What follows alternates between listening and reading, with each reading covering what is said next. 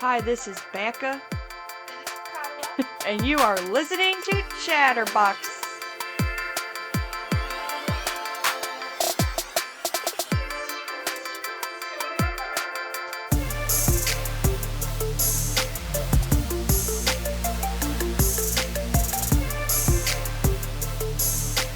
Thank you for joining our episode today, and if you like what we do here, then please like, share, and subscribe to our channel. The more engagement that we get with our followers, the more it's going to be easier for us to get into the algorithm, and that will make it easier for others to find our page. So, if you're new here and you don't know what Chatterbox is a space where we want to foster a community of free thinkers, and we want to create a community where all feel welcome to learn, and also just a space to have fun and feel like you're part of the conversation. So we want to entertain, but we also want to foster creativity as well. So we learn with you every week with more content that we have to cover. And whether you are a girl, guy, gay, straight, non-binary, transgender, literally whatever you identify as, the world is crazy out there, and maybe you just want a few hours of distraction to learn about interesting topics and tune out the world. So that's what we're here for. So let's build a community of chatty Cathys and basically just have a few hours of nonsense, but also learning, just to create a safe yet creative space for everybody. So that's what we're here for, and we love you guys, and we thank you for joining us on this journey. So, with our announcements out of the way, let's get into it.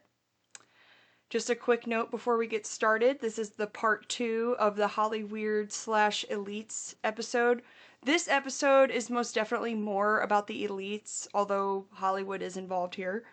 But we are getting into some pretty wild topics, such as the Illuminati, Freemasonry, cloning, and just remember that these are theories and ideas that have been floating around for a while now.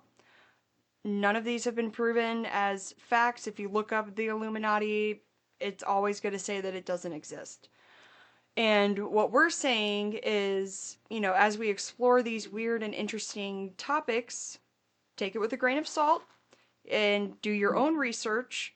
But, we kind of did the research for you here.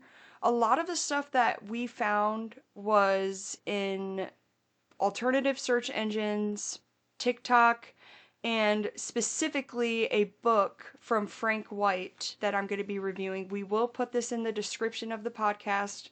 Frank White wrote a book that's basically talking about the secret societies and the 13 families of the Illuminati, and you really can't find this stuff on the internet. Like, I had to read this book, which was about 200 pages, to get all of this information together because I could not find this online anywhere. So, as I said, take it with a grain of salt.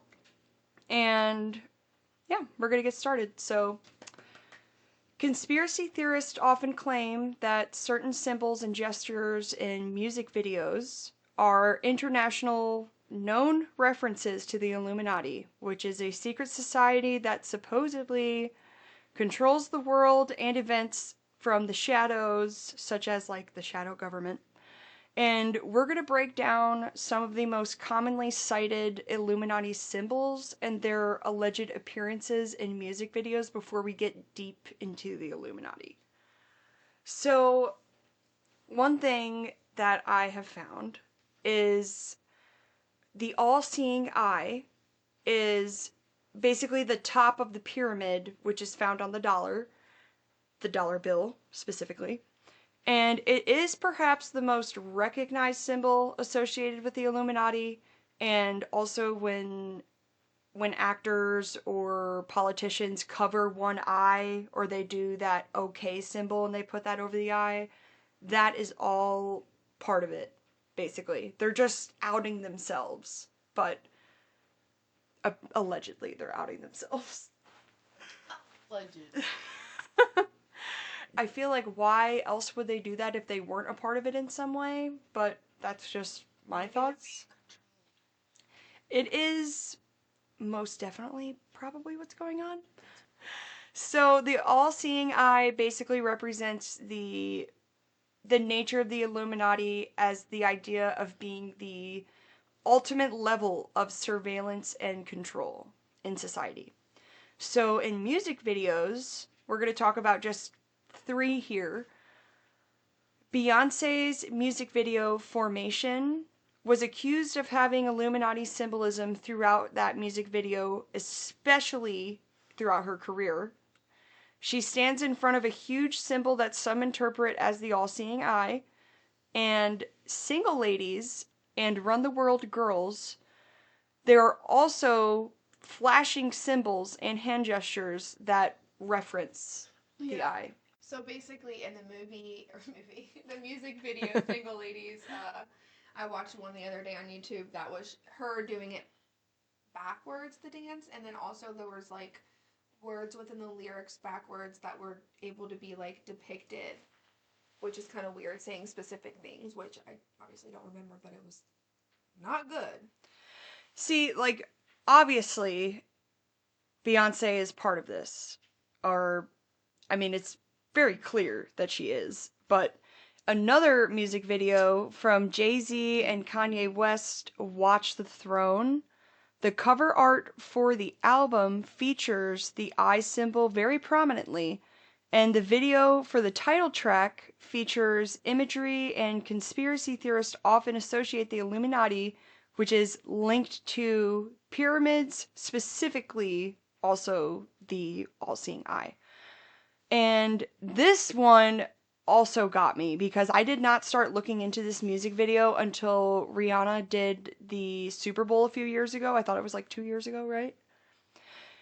When she sang Umbrella, I was like, wait, I totally forgot about all of the symbolism that's in her music videos. And there's accusations that the use of flashing lights and certain visual patterns in the Umbrella video are hinting at Illuminati symbolism. And the one thing that got me to start looking into this was at the very end of the Super Bowl when she put the triangle symbol right above her head.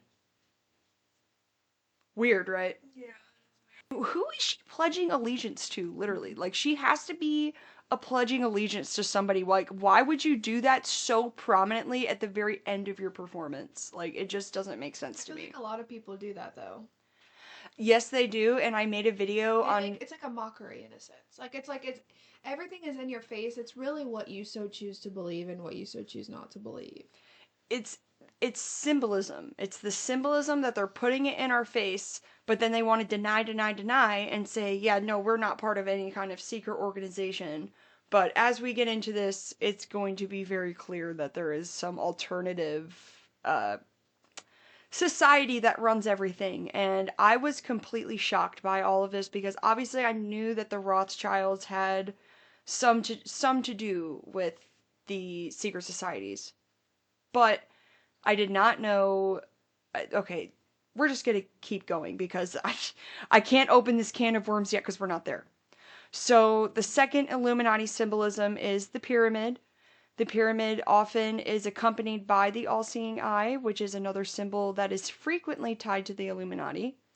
And the pyramid is said to represent power structures of the world, with the apex symbolizing the hidden elites at the top that supposedly control everything from politics to culture.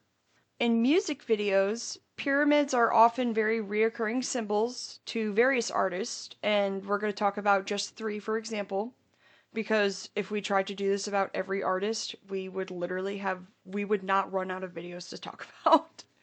So, Beyonce's music video Run the World Girls.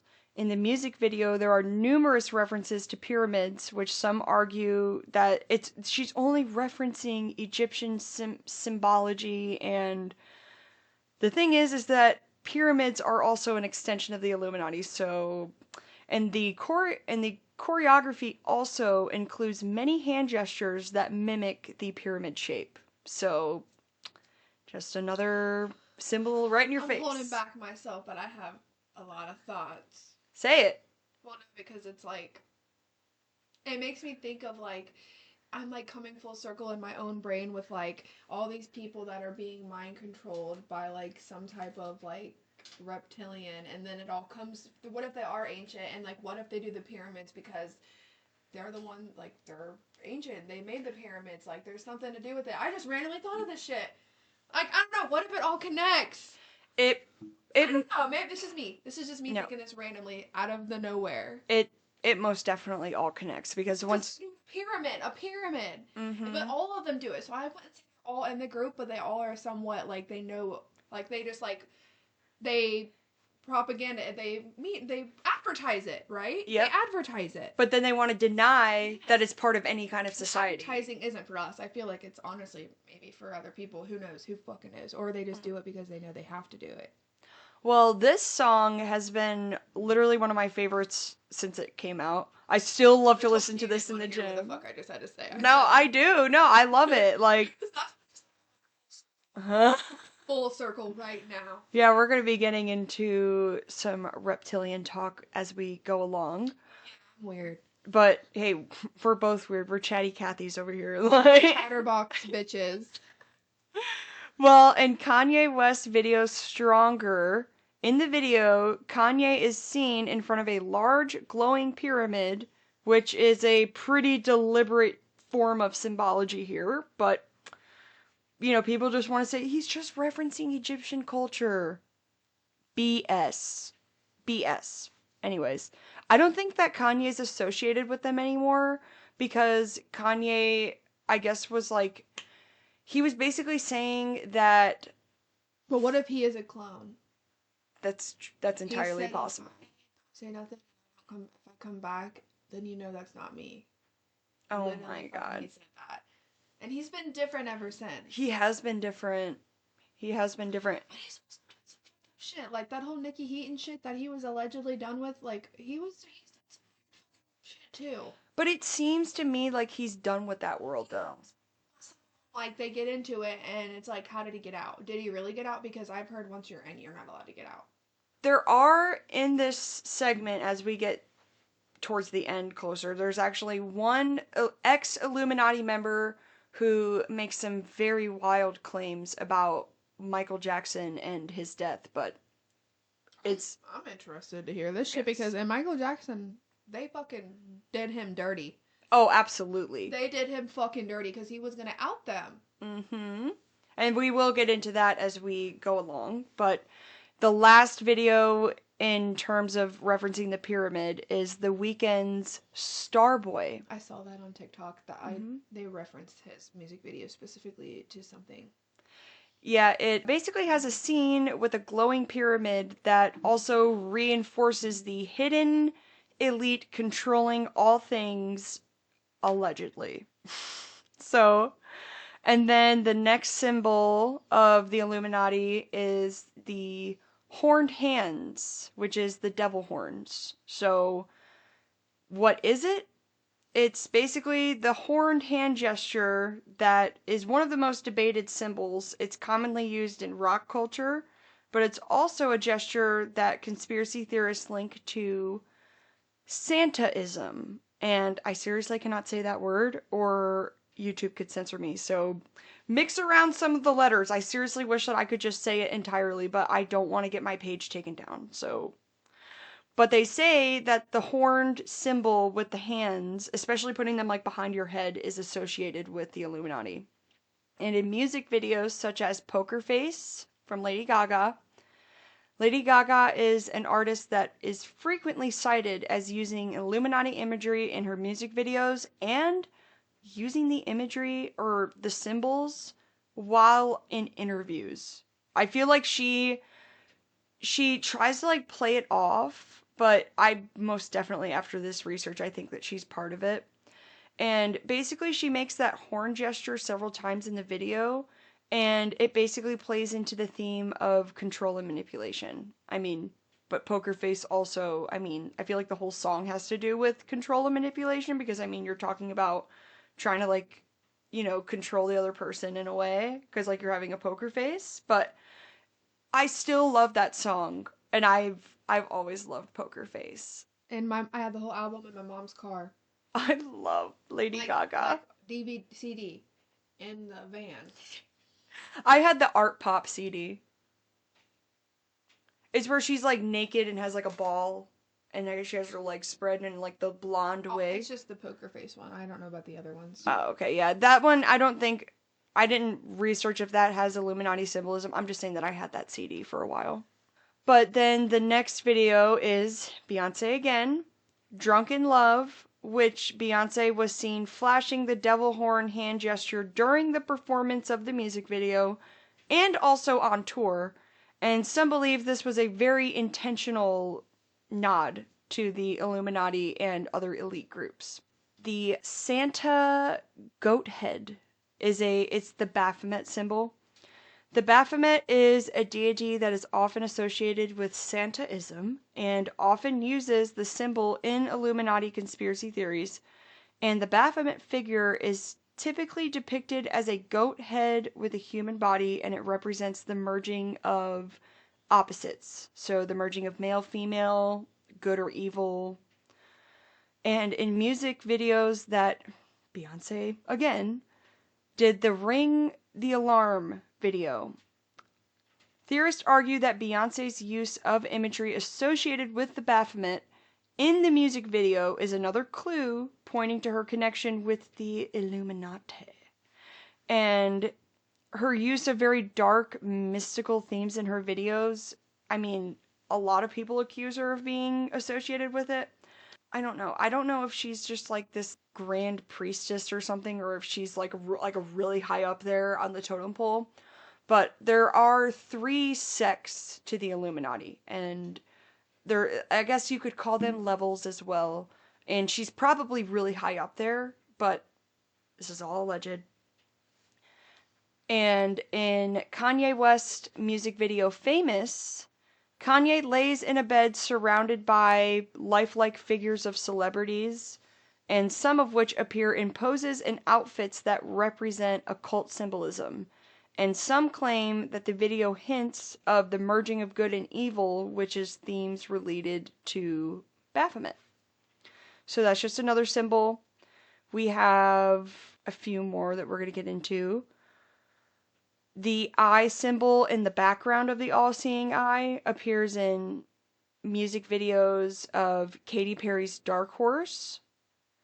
And this all-seeing eye represents hidden knowledge and also the total control and surveillance of the idea of the Illuminati. So that's what it stands for.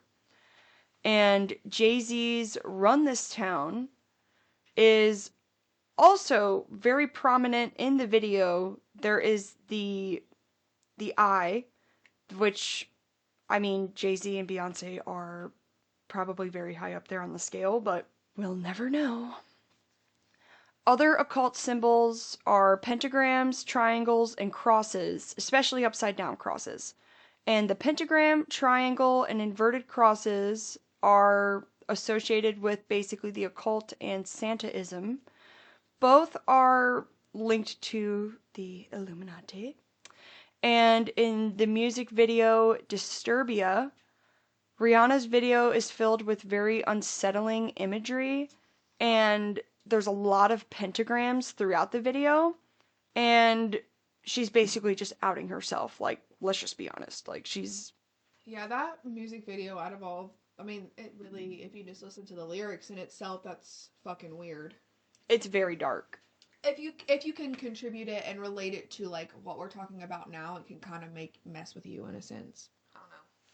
Oh, absolutely. I feel like the Disturbia music video, I mean, it is kind of disturbing. Like, I remember when I first watched it, I was like, this is kind of dark.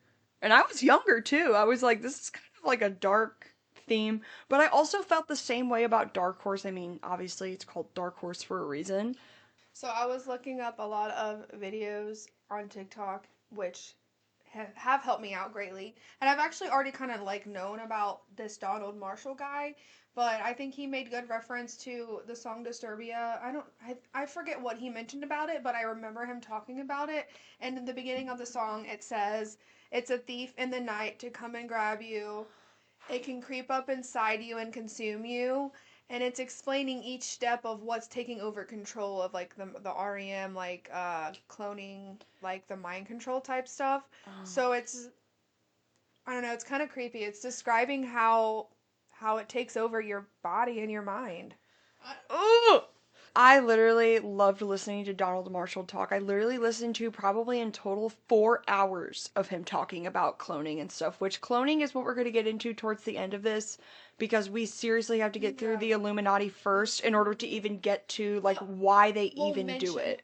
Mention it obviously throughout because there's so many things that relate to it. And in another music video, when it comes to the occult symbolism of pentagrams and triangles and whatever, Kanye is often cited for using occult imagery in references to inverted crosses and triangles in his music videos. And some argue, is he affiliated with them at all? Or is this just all for show and for talk? Because Kanye does a lot of things to get people talking about him. He loves attention. Just like what happened at the Grammys a few months ago with Bianca showing up literally naked and then they got kicked out. That was literally his goal, obviously, was to get a lot of internet clout for that. And I feel like Kanye will do whatever Kanye can do to get people talking about him. I feel like that's literally one of his things. He loves to be the center of attention. That's just what I think. You just don't give a fuck at this point. Mm-mm. And other things that reference the Illuminati, such as like hand gestures and other symbolisms, there's a lot of hidden messages found in a lot of Beyonce's music videos. Beyonce has been photographed making the triangle hand gesture, which Rihanna did at the end of the Super Bowl a few years ago. She got forced into that shit. Rihanna? Oh, for sure. And one thing is, I've always thought about this. Why does Rihanna not make music anymore? Well, she doesn't make music anymore. I have the answer for you. She doesn't make music anymore because okay, so like when you like sign a contract, you have a certain amount of albums that you need to finish and like sell to them.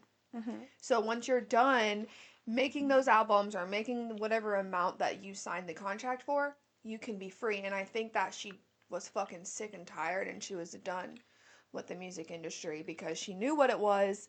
And I think she's just done and doesn't want to go back, even though everybody wants her to fucking sing again. Really, though, she was really, flown out of her country and basically forced to sign a record deal. And when you make that record deal, in a sense, you have to abide by that contract. You have to finish out the thing. Even Michael Jackson talked about it. He was like, I finally don't owe Sony any more music. Like, I finally, and they're mad because I basically own Sony. And I have that it's later. Just like a whole thing, and it's crazy. Yes. No, there's literally the amount of things that went into this research. Like, it took me hours and hours and hours to get this shit together. I'm not kidding you. Like, shit's crazy.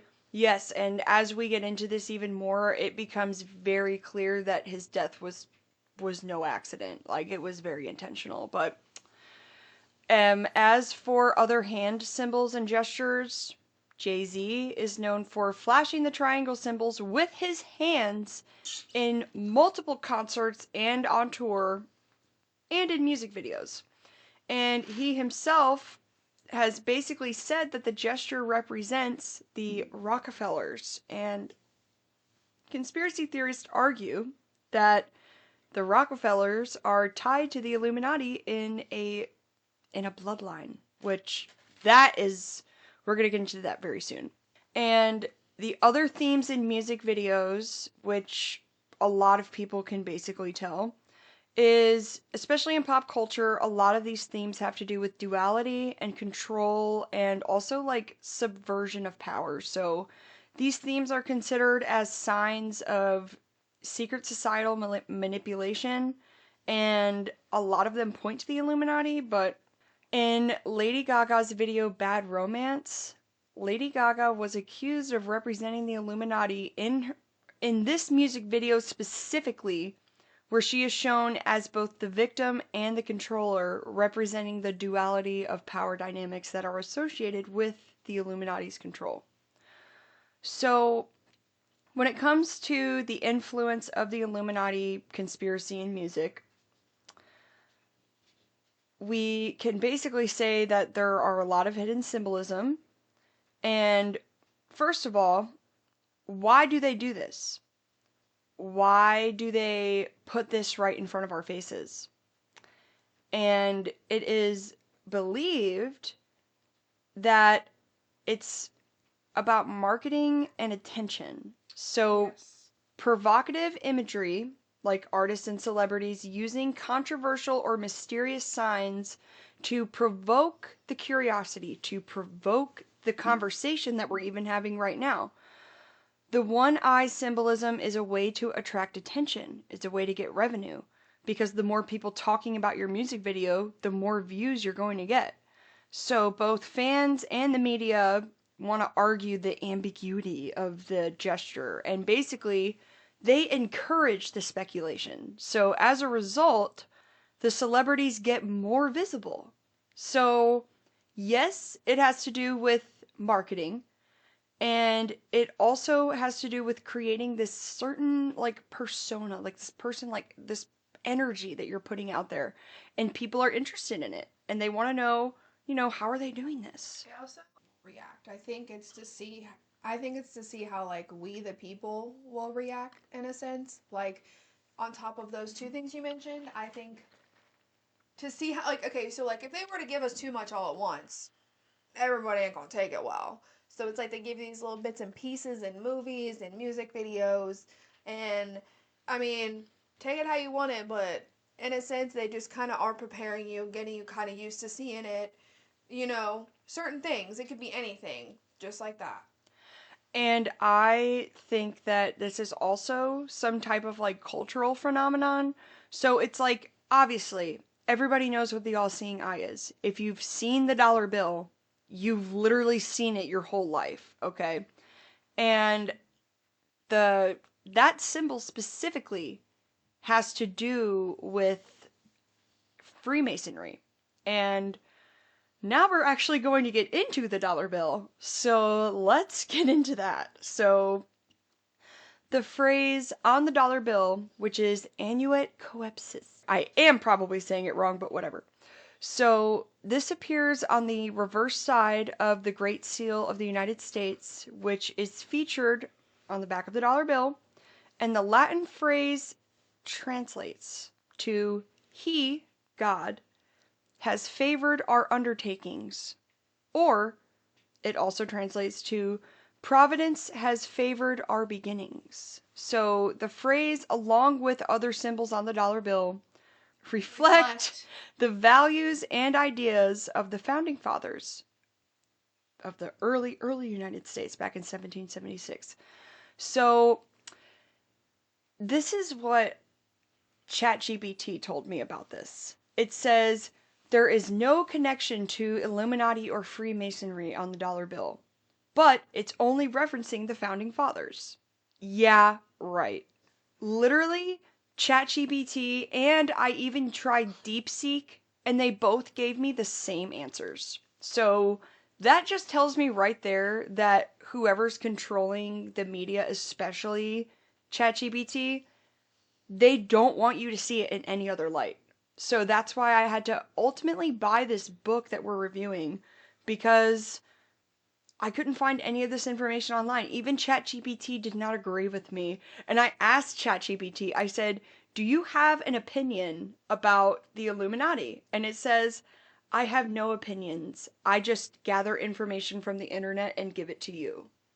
And I'm just thinking like, yeah, right, motherfucker.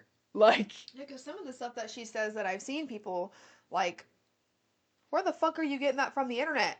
Where are you gathering that from? mm-hmm.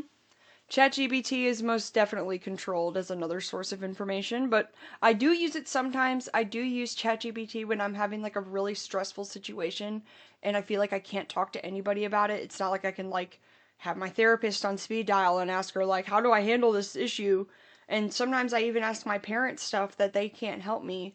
But there's been literally times where I've just been like riddled with anxiety. Like, I'm not kidding. Like, I'm just like, I don't know what to do about this situation. It's truly bothering me, And ChatGPT has given me some very good tips on how to handle my anxiety. So I'm not dissing it altogether. I'm just saying that, like, obviously. It's censored too. Oh yeah, just like every. That's it. Just like every media outlet. So. It's because she be saying some fucking real shit sometimes. It makes you wonder, is that the real shit? Yeah, you'll never know because. They can feed you anything they fucking want. Mm-hmm. And as we will get into all of this, the media is very highly controlled. And it's made me, through this research, not want to trust the media at all. Oh, you don't? Oh my god, I don't even watch the fucking news anymore, dude. That shit's fucking fake. I don't watch the news, but I guess sometimes I do get wrapped up in things that are happening. But as we get into this, there's just so much to unpack here. But basically, the origin of the phrase was suggested by Charles Thomson, which is the Secretary of the Continental Congress when the Great Seal was finalized in 1782. Then also on the dollar, there's the very prominent all-seeing eye, which the meaning of the eye inside the triangle is interpreted as the eye of providence, and this symbolizes the divine guidance and oversight. And it represents the idea that higher powers are at play in the destiny of our nation. And in the historical context of the dollar, the symbol has roots in, they say it's Christian iconography. Iconography?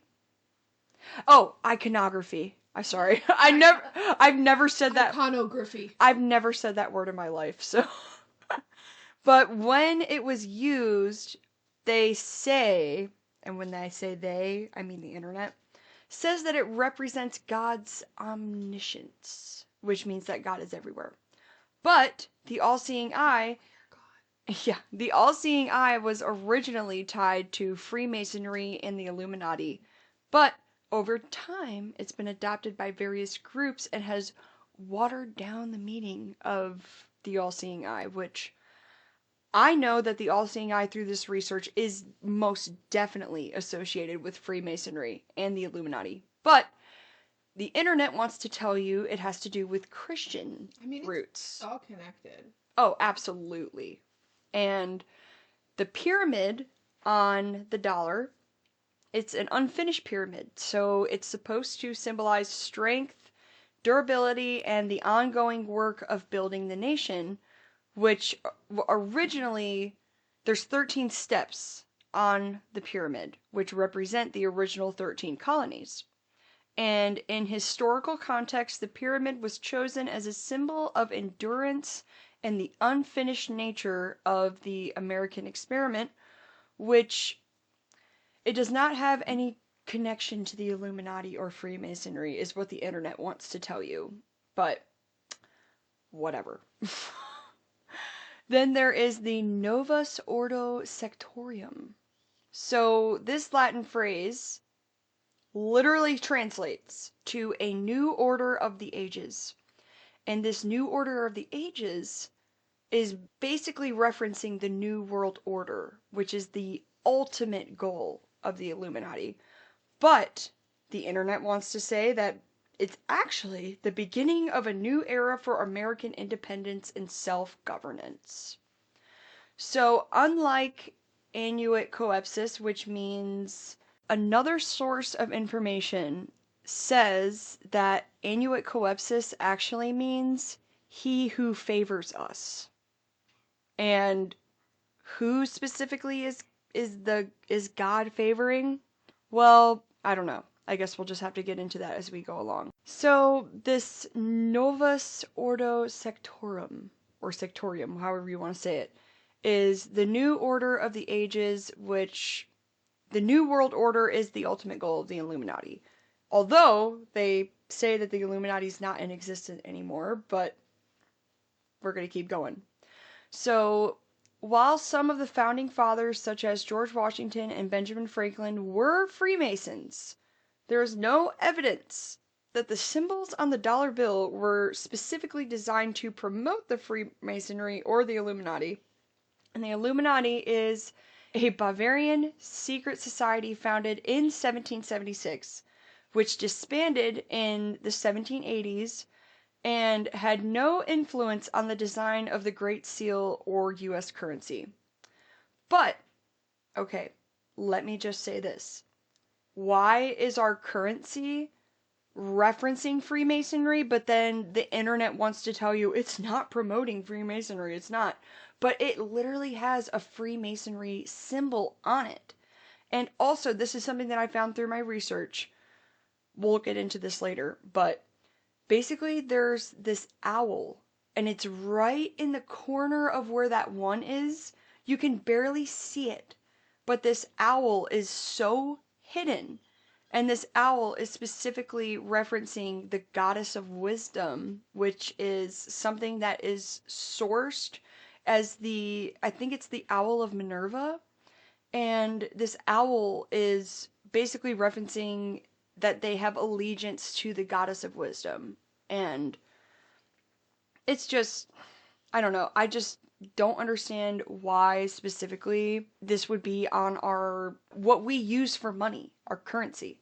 But it goes way back. So it's like, where did it come from? Who came up with the idea, and why was it chosen if it has such a weird idea to it already, you know?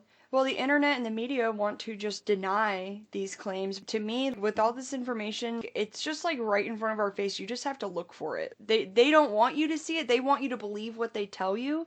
But why do they want you to believe what they tell you is the question. Eventually the truth will be fucking revealed. But I don't know if everybody could handle the truth.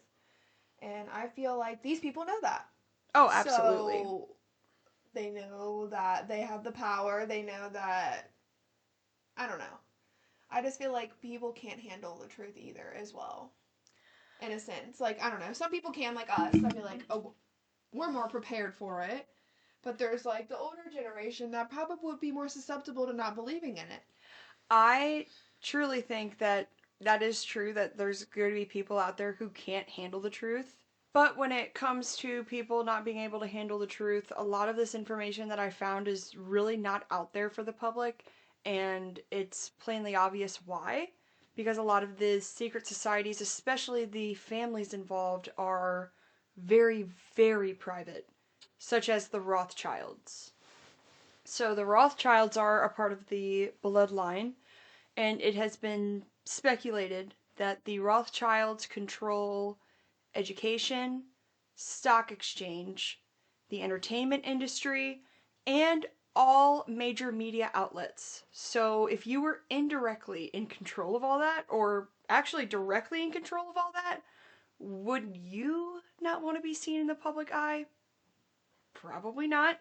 You would probably want to maintain your secrecy if that's literally what you did or what you do.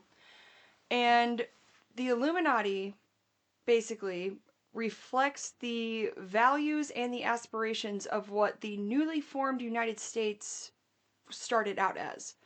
And the themes of the Illuminati are not just in currency, such as like the dollar bill, it's also part of our democratic republic, which we are literally not a democracy anymore, and that's plainly obvious.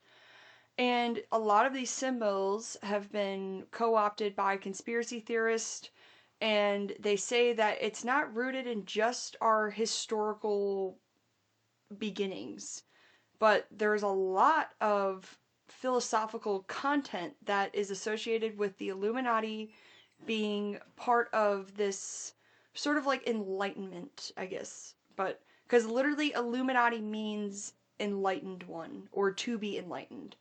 So let's get into what the Illuminati is now. The Illuminati is not a religion.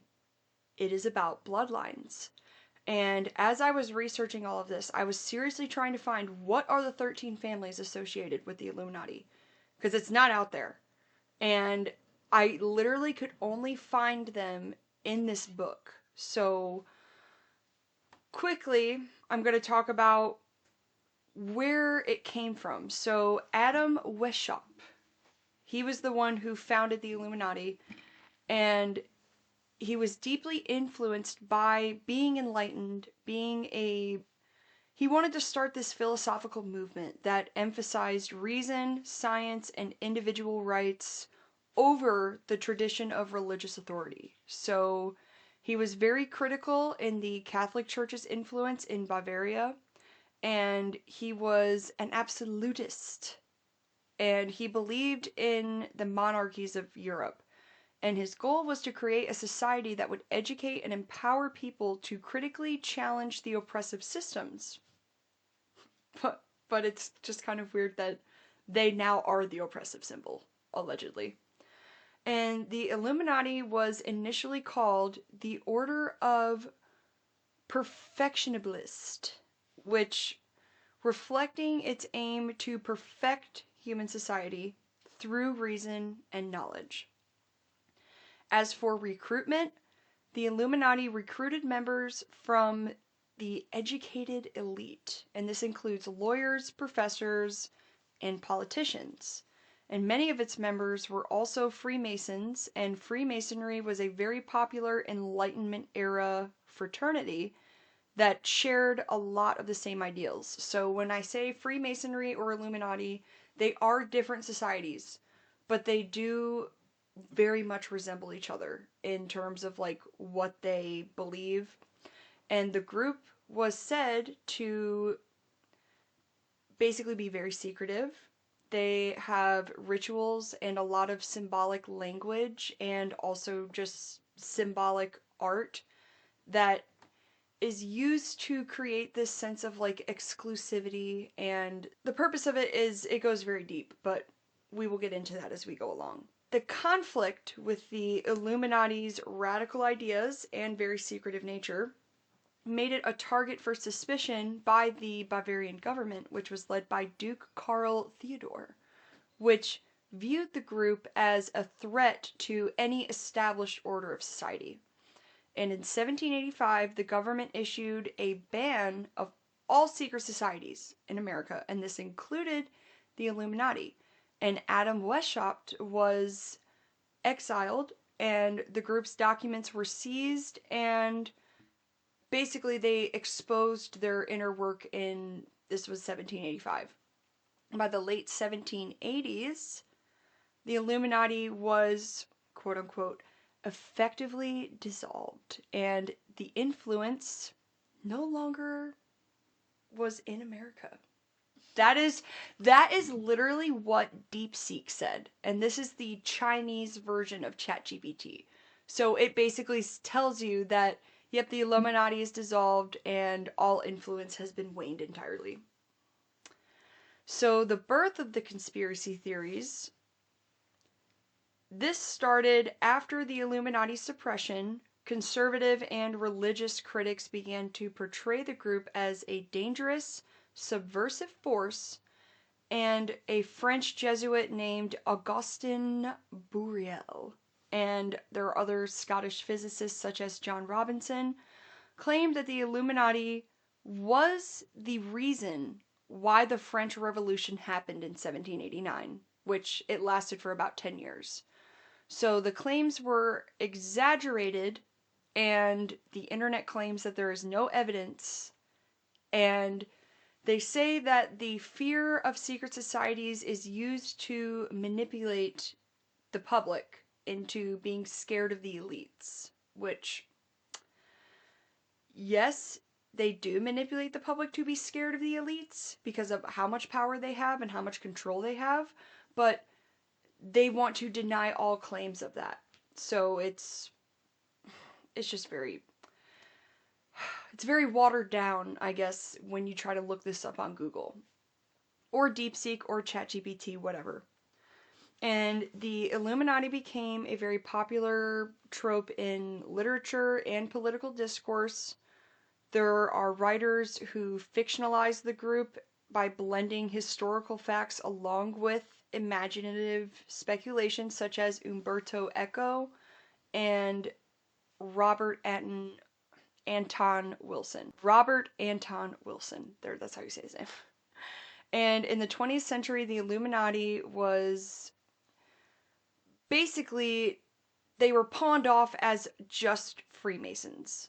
So they blamed everything on the Freemasons when it comes to like war and economic crises. And modern pop culture and conspiracy theorists want to claim that in pop culture there is a lot of references to these shadowy elites controlling the government, banks, and media, and a lot of the symbols associated with the Illuminati, such as the Eye of Providence, pyramids, the horns of the devil, of Santaism. The Google wants to tell you that they are just misinterpreted. That's not what it really means. But the Great Seal of the United States literally features symbols as potential proof that the Illuminati is still involved with the American government, despite the historical context being rooted in the Enlightenment ideals. It just wants to deny, deny, deny. So, why do these theories continue? Humans are naturally inclined to seek patterns and try to explain things, especially for complex events. And conspiracy theorists want to provide a narrative that makes sense to the chaos.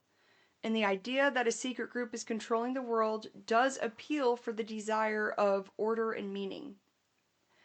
And a lot of people, not just Americans, just people around the world, are very skeptical of the governments and other corporations that are basically in a monopoly and other powerful institutions. And people want an explanation for why there are so many perceived injustices or inequalities.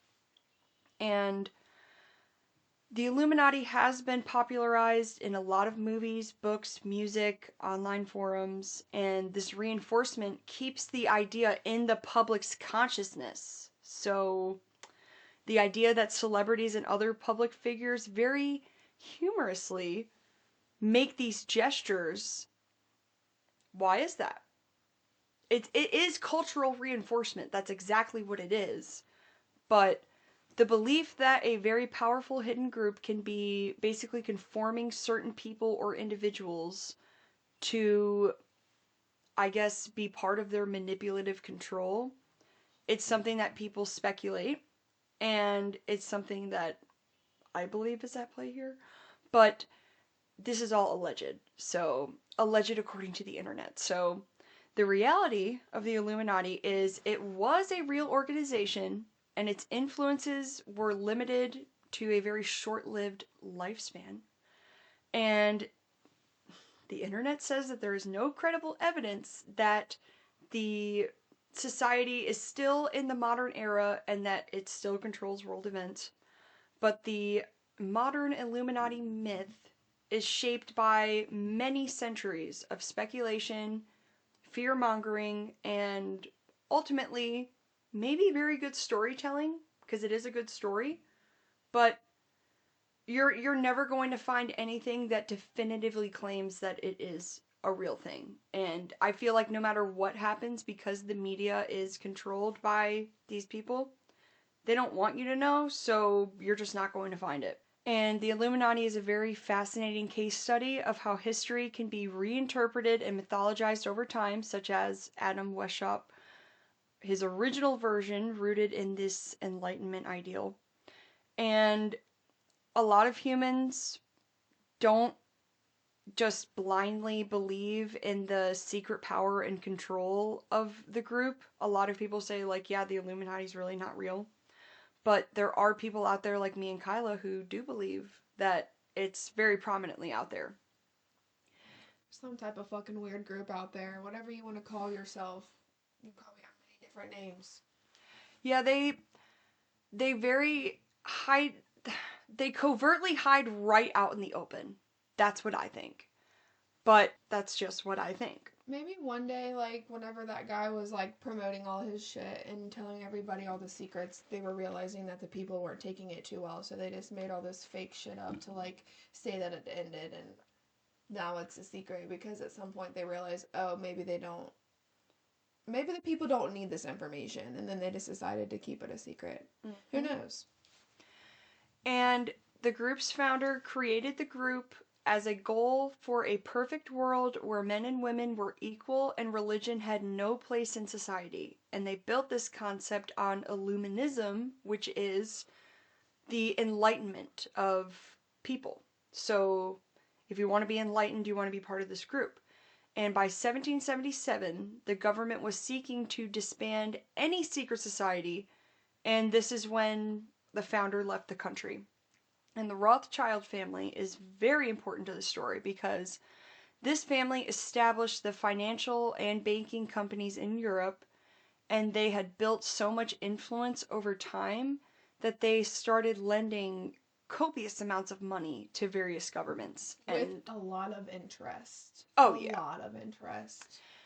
And they say that there are 13 families that are part of the Illuminati bloodline, and they are the most influential and powerful people on the planet. And it's really hard to find information on these people because they keep their lives very private. Well, they can pay to not have it on the internet, or they can control that it's not shown. So, I mean, what they don't want you to see, you won't see. Mm-hmm. Unless there may be that one person. And I find it very, very odd that one of the Rothschilds, even today, has a very famous painting in their house, which we referenced in the part 1. There's a picture of Maria Abramovic and I think it's Jacob Rothschild, and they're in front of this painting that is literally Satan summoning his legions. And they want to say that just because they have a picture together doesn't mean that there's any connection here. Which, I feel, why would you have that painting in your house, is my question. A lot of celebrities, or from what I've seen, have some weird paintings, like the Kardashians do too. Really? Yeah. I think it was like the painting I was telling you about that one episode now, but it was like a weird painting, and it had like, you could look online and see who bought these paintings at the auction site. And it's like children or something like that? It has like a deeper, darker, sinister meaning behind these paintings, and it was like in like Kim's house, I think. But it was a Basquiat. What's his name? Basquiat? Yeah, basically this painting from Basquiat is a around $5 million piece of artwork it was purchased anonymously, but then the picture plainly shows that Kris Jenner posted, and this was during the movie release of Wicked, is when this was actually posted. Basically, Jean Mitchell Basquiat, which is, the painting is titled Both Poles, and it is the weirdest painting I have ever seen. I seriously don't get the meaning behind this, but to be honest, I really feel like it has some very dark meanings. If you look at the picture, he, in an interview, claims that he was just getting into anatomy for the source material, but the picture itself just gives off very weird vibes. 3, 4, 5, 6, 7. There's like 7 X's, there's picking axe. Yeah, his paintings are very dark and weird. But like rich and famous people fucking buy these paintings, and like, I don't know what need do they want with these weird ass paintings, and then why would you buy an unknown? Yeah, it's very odd. Sorry, back to the Rothschild family. The Rothschild family are basically the responsible party for the national debt of the United States. And it's very important to note that the family is giving so much money to governments that they are never going to be able to pay it back. One of the reasons why the Rothschild family wants to be so hidden and private from the world is because they don't want the world to know how much influence that they truly have, and they have a very vast network of people gathering intel for them still. And the Rothschilds were very instrumental in creating this Illuminati movement, allegedly. And Adam Weishaupt, he was the true founder, but he also claims that he was linked to the bloodline of Jesus. So the Illuminati proudly holds its ties to bloodlines rather than religions, and the Illuminati has been known to play a very vital role in the French Revolution, as we stated earlier. And George Washington and Ben Franklin were a part of this movement, and Ben Franklin was actually known to be a Grand Master within the Illuminati, which is like the highest tier, like the highest level. And the minister of Germany tried to tell George Washington the plans of the Illuminati to take over the world in 1799. And then, after he found this out, George Washington refused then to be part of the group, and the internet and people say that it was only just a powerful group in the world that held influence for a short period of time. But why would literally our main form of currency basically have the symbolism of this group and these societies? Why would it have nothing to do with anything if it's still around today after all this time? They've had all this time to change it. They could have changed our currency. They could have changed the look of the dollar, but it still remains very prominent today. So the main reason why the Illuminati allegedly exists is for control, and they seek to control the education, the stock exchange, the cash flow, and more. Basically, controlling also health insurances and companies such as corporations at the highest level. And the media has been positioned as a tool of mind control that has been around since news outlets have been existent. Why do they all almost essentially have the same script? Or they almost say the same things, but in different ways. My parents, they're Fox News fans. So, and I also know people who are, my parents only watch CNN. My parents only watch MSNBC. They all are kind of saying the same thing, but in a different context. There was literally someone made a video of like, I think it was like 10 different newscast providers, and they were all telling the same story. And maybe that's why they've started kind of branching out a little bit to be like, some are more liberal, some are more conservative. That's probably why they did that, because people started to notice. Because, because Fox News does not say exactly the same thing as CNN, but they're very similar in the way that they give you the information. The next outlet of control, for very obvious reasons, is education. And they put an emphasis on politics and economics and sociology in education. And this creates a structure where the main education, which is, let's say, the best education that you can get, is in the highest levels of government and billionaires in the elite. Meanwhile, education trickles down and gets worse depending on the family that you were born in. So let's just say you were born to a poor family in an area that is laden with poverty. Do you think that those kids have the best form of education there? Hell no, they don't. And it's plainly obvious that some of these schools who have very low government funding, these kids are not getting a good education, because in some of these schools, kids just drop out of school by like 8th grade or by the time they're 15 or 16. So I guess there's some places in New York where you can go to a really good school, like private education, but a lot of public education is not very good. It's unfortunate too, because we have some good public education systems out here. I mean, for what we have, right? And like when I lived in Missouri, the schools were not very good.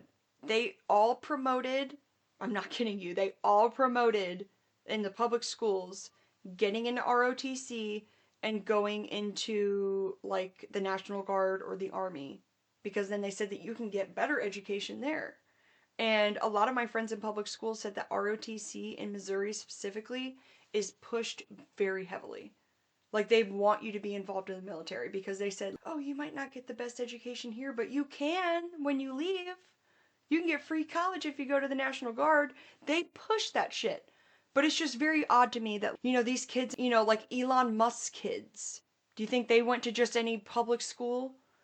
No, they probably got the absolute best education there is out there, because he's part of the elite. 8 or 9 kids, dude, from a lot of different partners, yeah.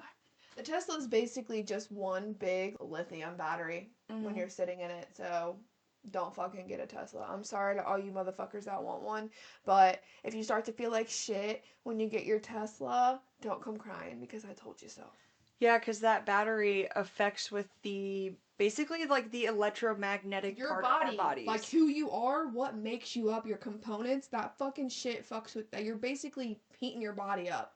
In that fucking... I have 2 friends of mine. I have 2 friends. One of them live in Florida. The other one lives in Michigan. And they both had Teslas for a while. And they both got so frustrated because they said that they would have to sit at the charging station for up to 2 hours to charge their Tesla. And it only charged to 80%. You could never charge it to 100%.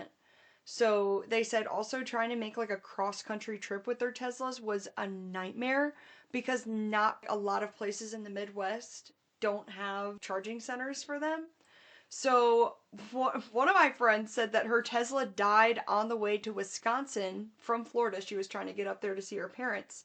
And she said that it died on the way there and she had to tow it all the way there for the rest of the way because there was no charging stations nearby. I'd be fucking pissed. Yeah, I'd dude. be suing some companies. Like, you know how much money it cost that long to get it towed? It cost me $100 to get mine towed down the road. She had to get it towed almost 400 miles, and she said that she basically said that the company said we will only tow it 250 miles. We will not tow it 400 miles.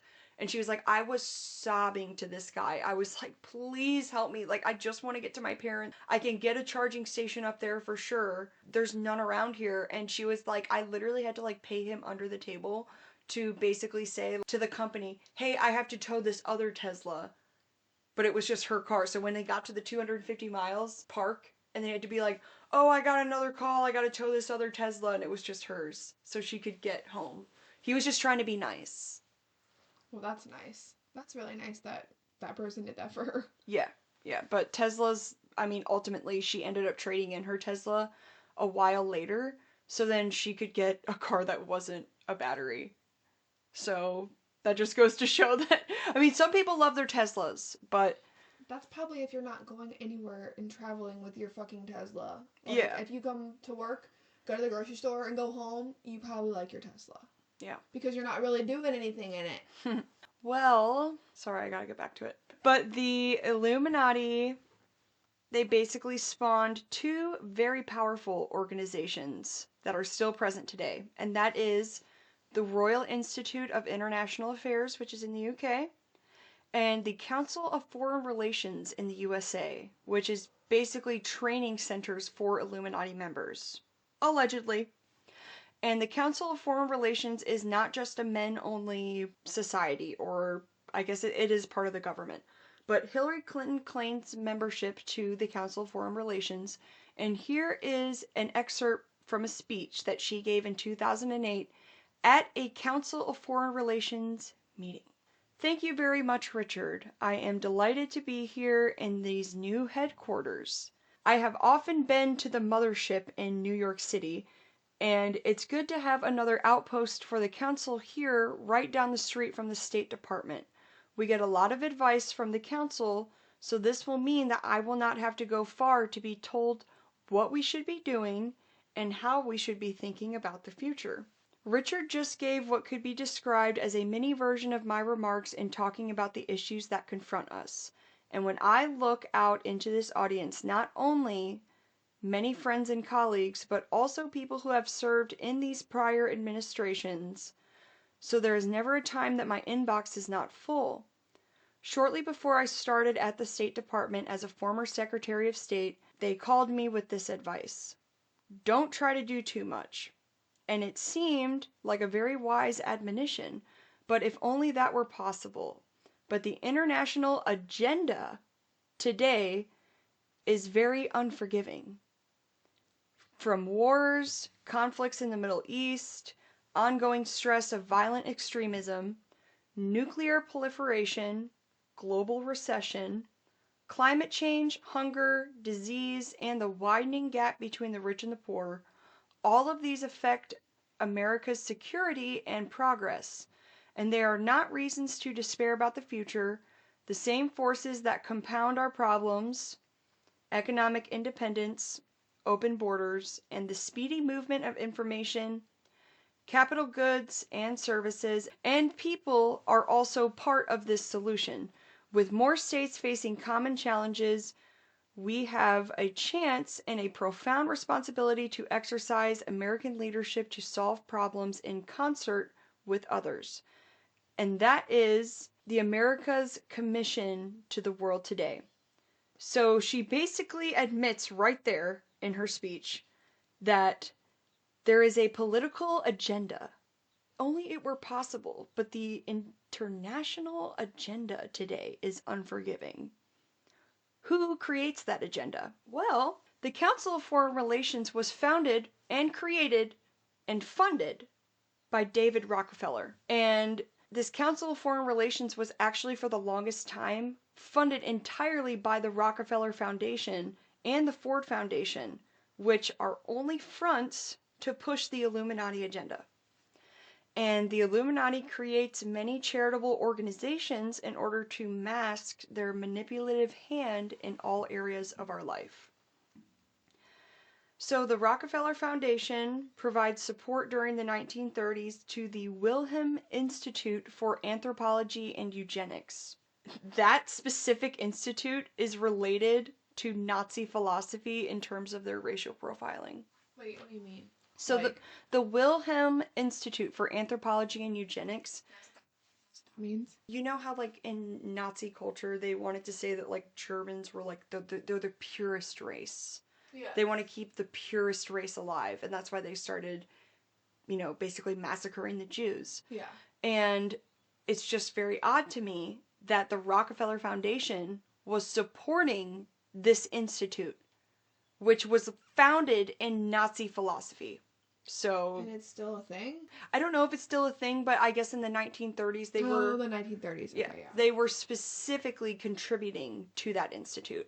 Yeah, that's weird. So as they're contributing to this institute at around the same time, the Rockefeller Foundation was sending a lot of money to China in order for China to kind of dabble their hands in Western medicine.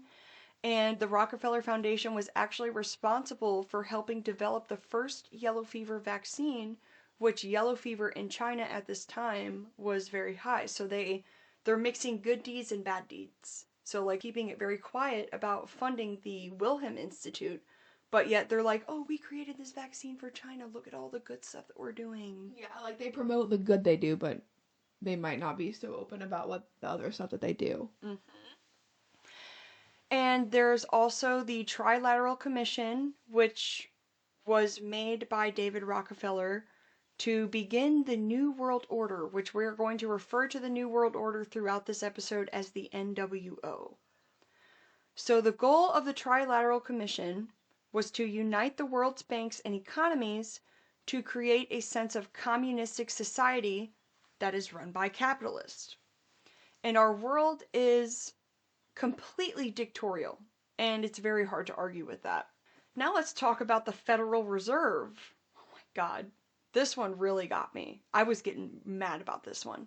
So the Federal Reserve parades itself as a government agency, but it's not. The Federal Reserve is not federal, and it has no reserves. It is a private cartel of international bankers who own the USA's money supply. So what do they, like, they control all the money? They control the money, they control the inflation, they control the deflation of money, they control the value of our dollar. Huh. So, yeah, we are not in control of that at all, and the president's not in control of it. It's the Federal Reserve, okay? So when people are like, when is Trump going to help stop this inflation? Biden wasn't the one who caused this inflation. It's the Federal Reserve, okay? So they're just a fucking scapegoat or someone to blame. Like, they're like just a figure. That's all a president really is. I mean, they might be a part of something, but they just agreed to go along with whatever's going on, really. Mm-hmm. And allegedly. And the basic plan of the Rothschilds, who sent Paul Warburg to the USA to specifically set up an international banking system. And in order to set up this bank, certain conditions had to be met. So this is actually what caused the Great Depression shortly after 1907. So they had to create a scenario that called for an international banking system. So in response to what was happening, a group of powerful men in the government and banking decided to meet on Jekyll Island, and this small group includes Senator Nelson Eldridge, Frank Vanderlip, which is the owner of Citibank, Henry Davidson, which is the owner of J.P. Morgan Bank, and Paul Warburg met at Jekyll Island in order to create the Federal Reserve Act, which went through in 1913, allowing a central banking system to regulate the money supply. Thomas Jefferson had the following to say about the banks controlling the money supply. If American people were ever to allow private banks to control the issue of their currency, first by inflation, then by deflation, the banks and corporations that will grow up and around them and will eventually deprive the people of all property until their children wake up homeless on a continent that their fathers had conquered years ago. That's literally what's happening right now. The national debt at the time of this book is $87 trillion. That's money that the United States has borrowed and they can't pay back. So this money includes our Social Security Fund, Medicare, and other government underfunded liabilities. And all of this debt is owed to the international bankers who loan this copious amounts of money to the USA that they will never be able to pay back in our lifetime, in our children's lifetime, or in their children's lifetime.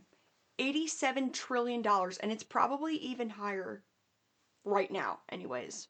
And the whole aim of the IRS is, let's just say the United States created the IRS in 1914, and is directly related after the Federal Reserve Act, which went through in 1913. And this is when the banks started collecting money that was, quote unquote, owed to them. So that's why we got to file our taxes every year. And this money, let's just say most people don't even know that the IRS is not affiliated with the government. The IRS is privately sponsored, and it has no ties to the U.S. Department of the Treasury either. Yeah, I literally heard that, like, filing your taxes is another way that they keep you in the loop and in the system, because technically, you know, we shouldn't have to file our taxes, and if we never did, I mean, there's really nothing they could do. I mean, yeah, like, if you were, like, off-grid, like, not a part of normal society, they really couldn't do shit. They couldn't come find you because you're off-grid. You know what I mean? And I've heard some people talk about that shit, how, like, someone says that their dad or someone never filed and won't, or something like that. And then they go to jail. I mean, I don't know if he has yet, but I actually know somebody in one of the churches that we went to in Missouri. He basically started telling people in the church that he was like, the government is corrupt and I'm not paying my taxes anymore. And guess what? 2 years later, he was arrested and he was put in jail for, I think it was about 4 to 5 years. And shortly after he got out of jail, he got very sick and passed away. I guess his family said at his funeral that they don't think that he died because he was sick. They think that he died of a broken heart from being in jail because he went to a federal prison. And they think that they broke him down. Because they said when he came back, he was not the same person, and he died a year later. I can believe that shit.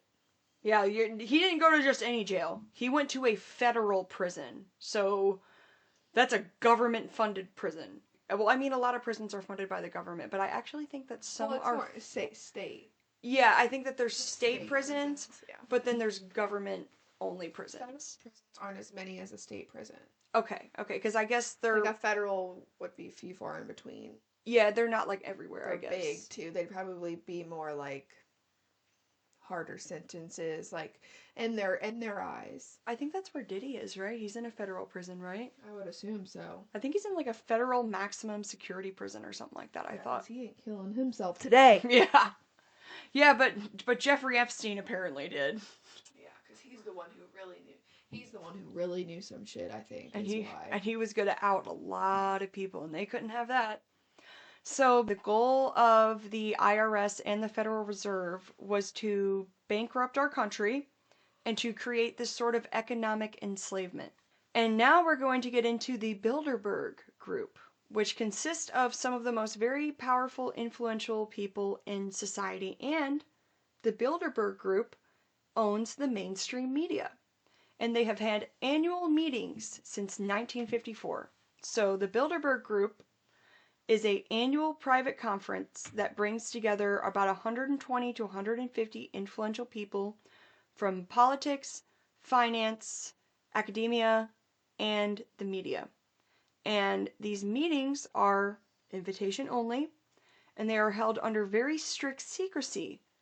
And this leads to a lot of speculation about conspiracy theories about what are they conspiring about. because the media is not involved. You don't hear about this. And here are some facts about the Bilderberg Group. Their first meeting took place in the Hotel de Bilderberg, which is in the Netherlands, hence the name. And it was initiated by Polish politician Joseph Rittinger and Prince Bernhard of the Netherlands. And basically, they started this group to foster dialogue between the European and North Americans during the Cold War. And some participants include Henry Kissinger, Bill Clinton, Angela Merkel, and Goldman Sachs, and the owner of Google. So, very weird. The group has no formal membership or headquarters, but yet they meet yearly, and they steer the committee towards these annual meetings with select participants. The meetings are held behind closed doors, and no media outlets are able to be there at all. And basically, they say that this group manipulates global events to control world governments. Conspiracies state that their agenda is discussing geopolitics, economics, technology, and national security. Critics argue that the lack of transparency of this group basically allow them to have very deep discussions about, I guess, what their plans are when it comes to these governments. And the conspiracy theorists claim that they are a secret group of world governments and economies that plan global events such as wars or financial crisis, and their agenda is part of the New World Order, which has to tie into the Illuminati. Let's just say I find it very odd that they're so secretive. And here are some other people who have attended these conferences. I already said Bill Clinton, George H.W. Bush, Prince Charles, David Cameron, Tony Blair, Bill Gates, David Rockefeller, Jeff Bezos, Hillary Clinton, Joe Biden, and then there's Lawrence Summers. And there are others, but those are some of the most well-known names who have attended this conference. The goal of this group, essentially, and allegedly, is to manipulate the masses by making power moves by creating these planned events, such as COVID, for example. And they say that these situations are planned to be favorable to them, because then they get more money. And there are multiple scenarios where presidents specifically have been played as puppets, and it raises questions when certain historical figures die of quote-unquote natural causes.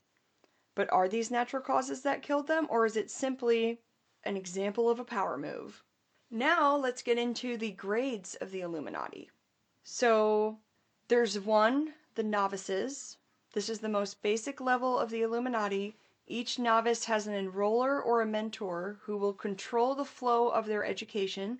And one of the things that the mentor does is determines what their strengths and weaknesses are and work with them on those. And then they also do detailed reporting on their family members so that if they were choose to rebel against their mentor, they know where their families live. Pretty dark. Yeah, so you basically just have to roll with it. You can't just be like, I don't want to be a part of this anymore. They could probably threaten you and blacklist you and just be like, we know where your parents live. Are you sure you don't want to listen anymore? Basically, you just don't have a choice. Like, either you sacrifice your child or just who knows what kind of shit your parents. Well, here's another grade, which is the Minerval. The Minerval members, or is it Minerval? It's probably one of the two. Minerval or Minerval. These members of the sect wear specifically the Owl of Minerva, which is said to be the goddess of wisdom. And the owl symbolizes this level of knowledge. And this owl is placed in the right corner of the dollar, right behind the 1, and you can barely see it. You can really see it if you put a magnifying glass on it, but it's just very weird that this owl would be on the dollar. So On top of the fucking pyramid. it's not on the pyramid. No, like on top of like adding. Oh yeah. Like, because there's already the pyramid, the all-seeing eye, and then you have the owl. So in ancient mythology, the owl symbolizes wisdom and knowledge and insight. It represents the ability to perceive what the average person cannot. So the owl of Minerva's wings spread in the failing of the dusk, which is basically, this phrase was in a book called The Philosophy of the Right in 1820. So this metaphor means that understanding or wisdom only comes after certain events have occurred.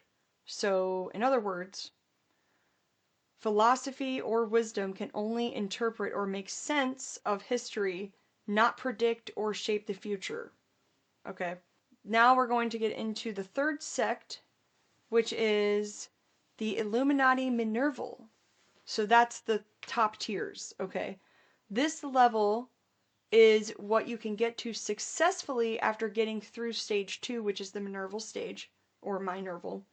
And the goal is to prepare the candidate to set out various tasks to indirectly represent them to mass amounts of people around the world. And this is all loosely based off of the belief in Freemasonry. Now we're going to get into the literally my most favorite part of all of this research, and that is the bloodlines. The bloodline. Dude, this research took so long, and there are apparently, allegedly, 13 bloodlines that have been identified, from the Astors to the Kennedys to the Onassis family, and they all have very strong affiliations with Santaism and the occult.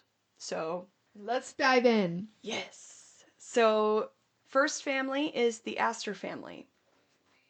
The Astor family is a German and Jewish family whose current worth is $40 billion. And that's really all I could find on this family. Like, there's really not much information out there. But some of these families have a lot. So, the next family is the Chandlers. This is actually a branch of the Astor family, and they have been notoriously involved in occult practices such as like magic. So that's family number 2. The Todd family is associated with Santaism and is also part of the Colin bloodline, which we will get into them as we go along. Lincoln and Mason, these are presidents, were married actually into the Todd family bloodline, and it's just a logical assumption here that because they married into those bloodlines, that they were involved indirectly with this group in some way, shape, or form. Then there is the Bundy family. This is family number 4, and yes, Ted Bundy is associated with this bloodline. He killed people because of what he called the Force was directing him to do so. McGeorge Bundy was related to him and was a national secretary and was documented as a member of the MJ-12 group. William P. Bundy has ties to the CIA, and his history with the agency has been known for his support of communistic beliefs, and McGeorge Bundy was longly associated with the Skull and Bones group, which I did not get into them because this was already too much research as is, but the Skull and Bones group is just another secret society. Oh. Another, like, about the same shit?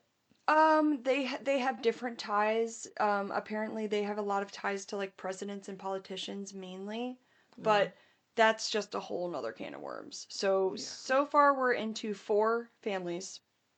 There's the Collins family, which is Collins. So a lot of these last names are kind of almost like the Smiths. Like the Smiths is one of the most common last names. The Joneses is one of the most common last names. Actually, I have cousins who are a part of the Jones family, but the Jones family is not one a part of these bloodlines.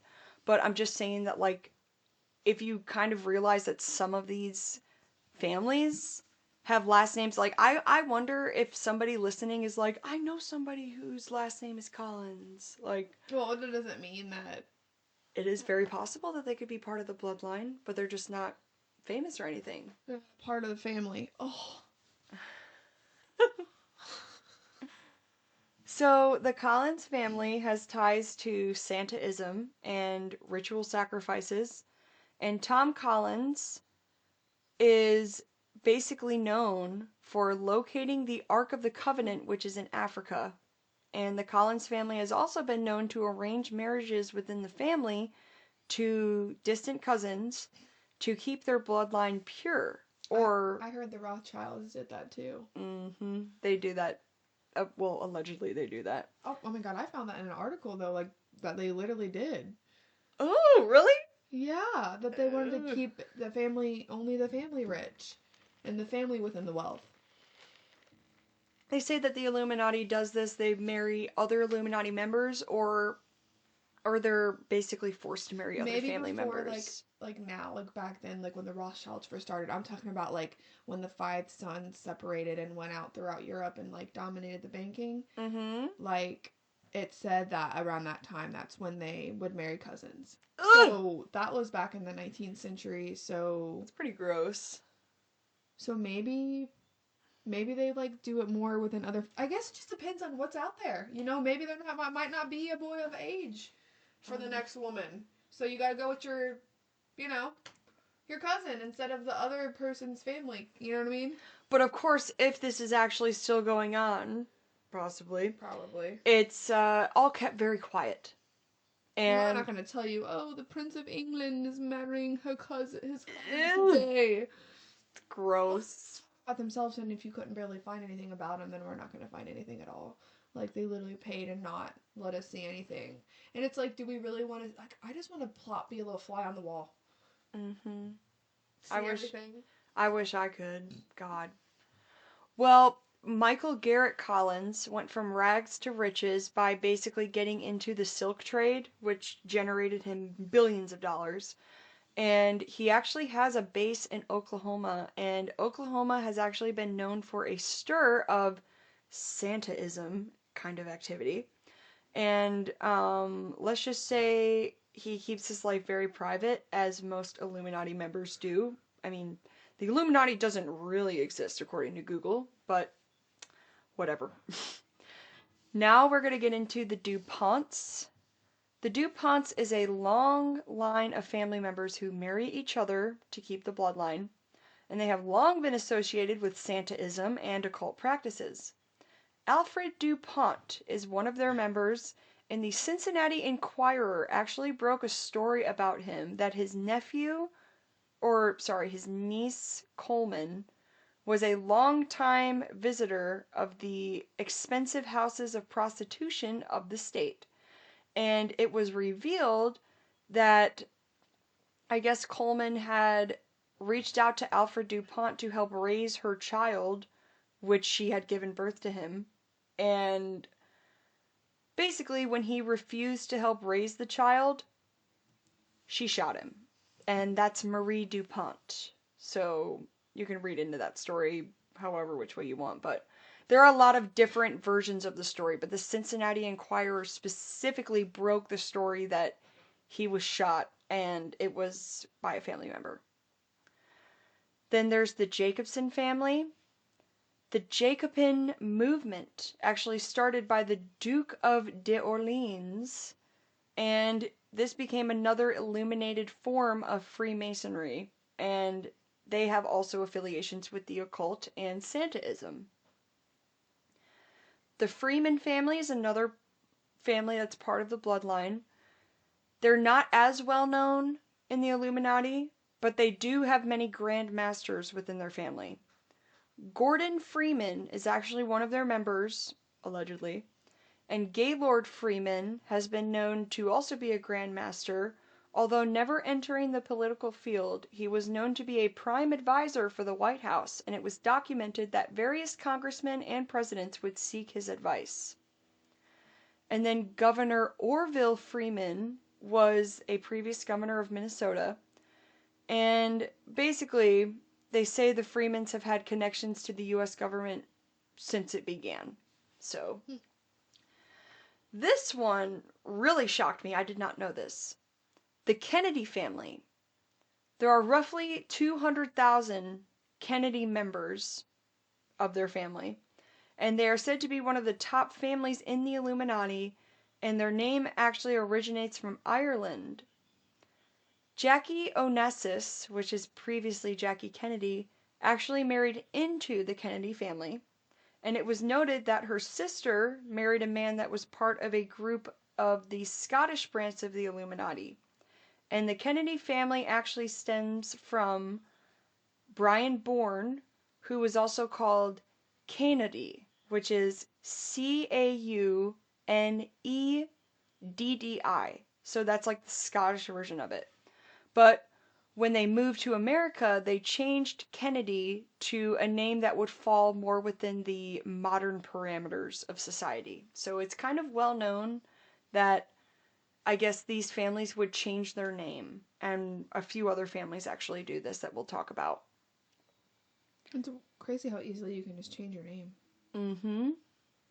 And these are just two quick facts before we keep going down the bloodline, but the priority of Sion, which is also spelled Zion, has been known to supposedly guard the bloodlines of Jesus, although no one has publicly claimed this. It's just a speculation here. And I guess a lot of these families who have like the 13 bloodlines are said to be descendants of Jesus. And they want to protect that pure bloodline.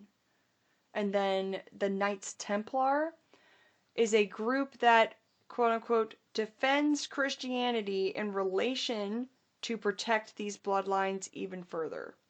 So they don't want to get rid of their bloodline. They don't care about everyone else. They're like, let's protect these people. Mm-hmm. I don't think it's because they're descendants of Jesus, though. I mean, it's just, this is all speculative.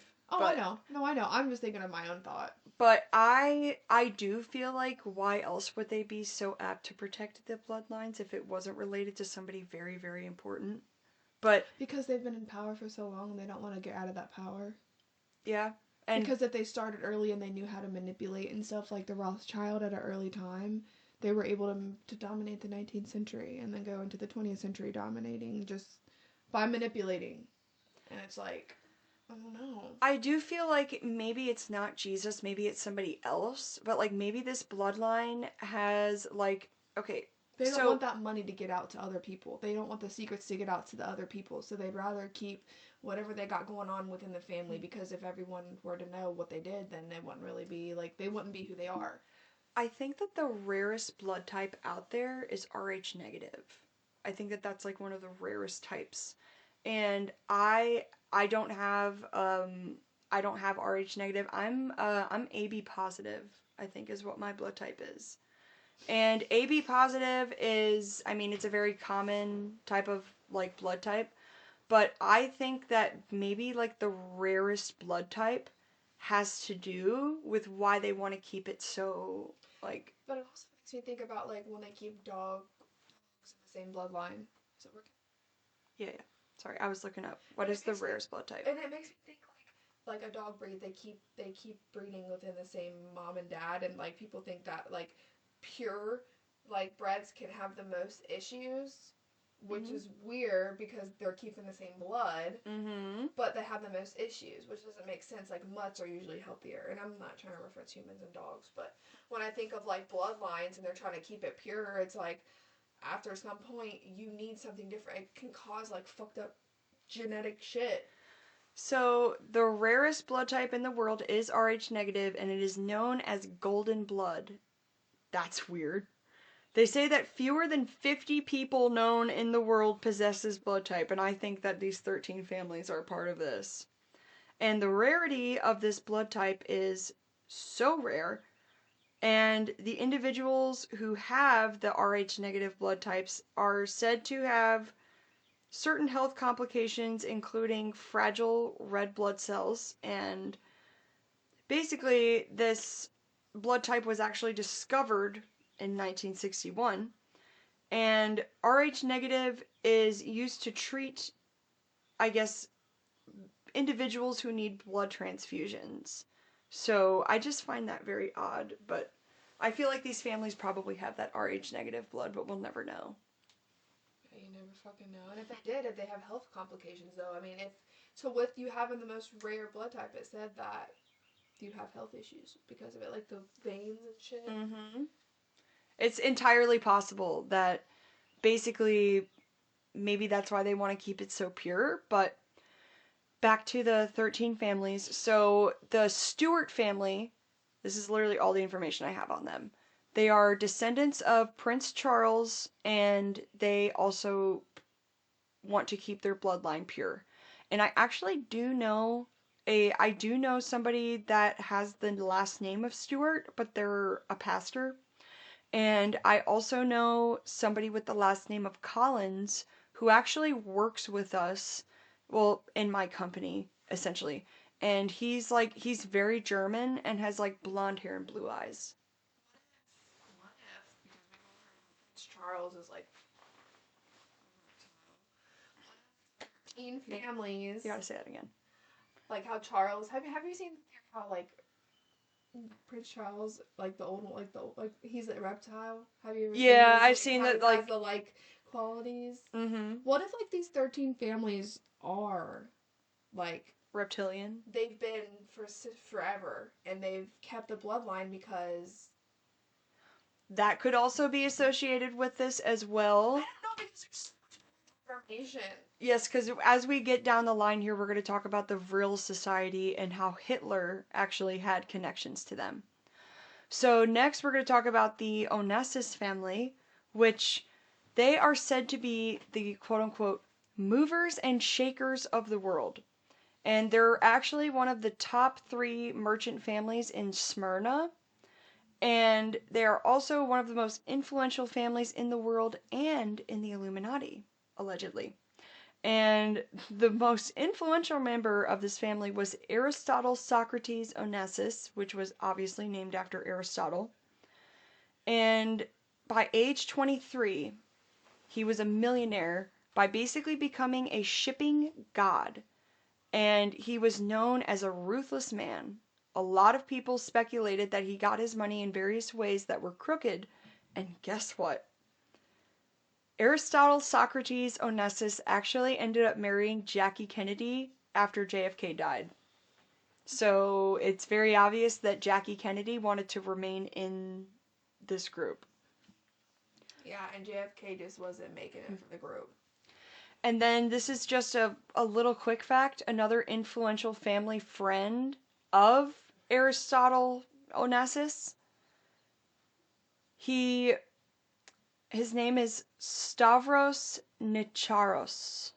I'm saying that wrong, but basically he married the daughter of Henry Ford. So, just saying, it's kind of weird that these two family friends married very influential people in society.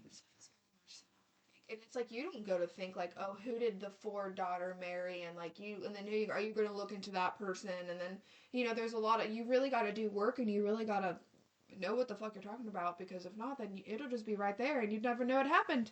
Mm-hmm. And so after we get done with these 13 families, we're going to get into some weird stuff that I found out about JFK. But here's a conspiracy. Apparently after the Second World War, after Pearl Harbor was bombed, it was known that Roosevelt had signed an order to halt all trade with the East, and certain members of society gave him permission to do so. One of those members was part of the Onassis family, and they made a great number of deals that allowed the Onassis family to get rich. The longer the war kept going, the more money they got. It has also been said that the Rockefellers and the Kennedys did everything in their power to extend the war because they were making so much money from it. I mean, it just goes back to the Rothschild, beginning, whenever the Napoleonic War basically states that they funded everything and that they owe them a lot of money, and they like raised the interest and stuff, and that's how they knew that they needed supplies, and they knew that he had money. So like, I mean, they've been doing it. Well, apparently the Onassis family during World War II started marketing gun sales, and their oil profits were literally skyrocketing. Like, they had such great stocks during World War II. And the Onassis family also had ties to Howard Hughes, and Howard Hughes has been known as a billionaire, and basically he has kind of a reputation for hunting and destroying those who were not advancing his business endeavors.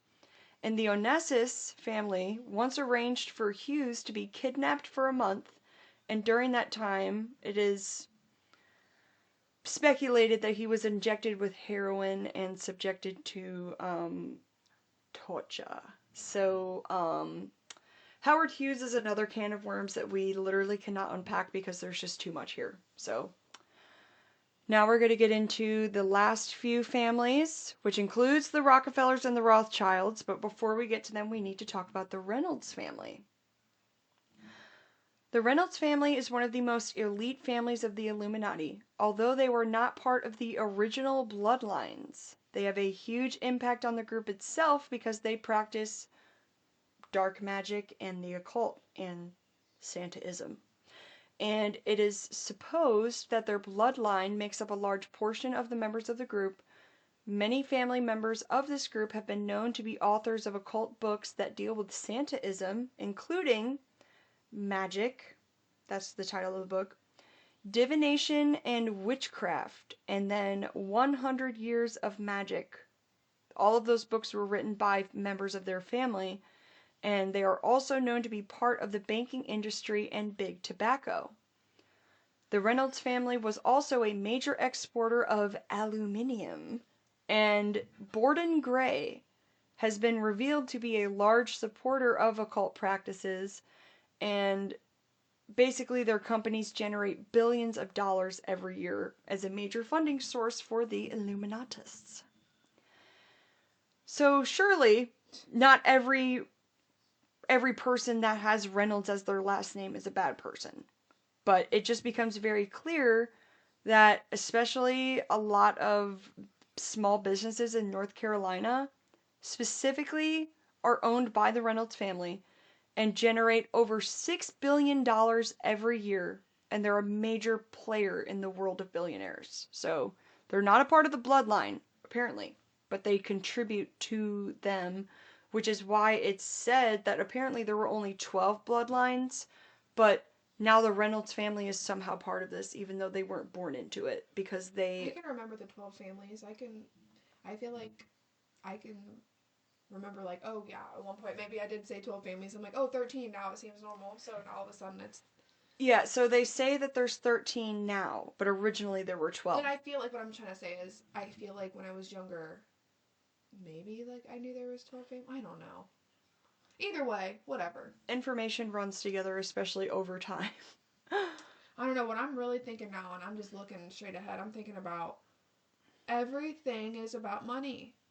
Like, literally, I didn't even think about it, like, on top of them making money for, like, you know, cancer and people being sick, they make money off of war.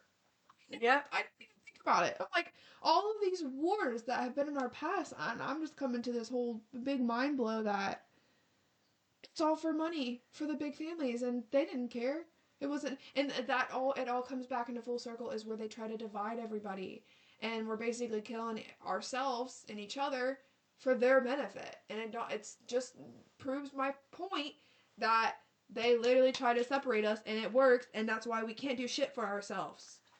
Literally, this research had me mind blown. I'm not kidding. I did the, like, Rothschild stuff, but you're talking, and I'm sitting there, I'm like, all about the motherfucking money, because they're just oh, let's supply the guns, let's supply food, like, they're making money off that because, you know, you think it's free and they're giving it to them for free, but no, they're gonna want something back. Nothing is free. Yeah, don't expect.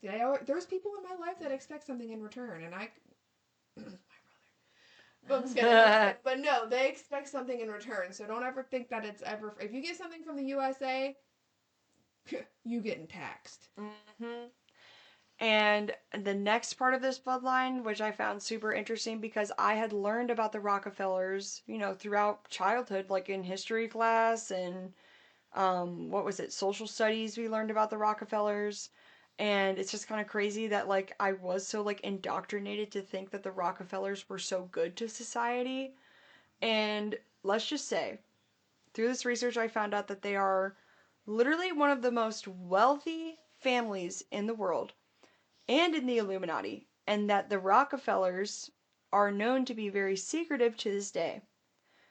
Their various trusts run from 100 to 100,000 different trusts. And today, David Rockefeller heads the family, and they are said to control JP Morgan Bank, among many other banks. And let's also remember that they were the main funders with the Rockefeller Foundation behind the Federal Reserve. So they basically have so many hidden trusts that it's said that even the most master mathematician would have to weave a spider web of the most interwoven parts of society, and it would not be easy to map this out in just a few hours, much less even a few days. It's so intricately woven. I mean, I wasn't going to take the time to figure it out because I was already trying to figure out all these bloodlines. So basically, Avery Rockefeller was born in 1810 and was known as a liar, a cheat, a sexual deviant, and was heavily involved in the occult. And basically, he was charged with SA and fraud and theft throughout his life, and was one of the first Rockefellers that was actually linked to Santaism. So, and when I say Santaism, I really wish I could say the other word, but I will literally probably get Just look up Santa, just type in Santaism on Google. I'm just kidding. Yeah, I mean, it'll probably come up.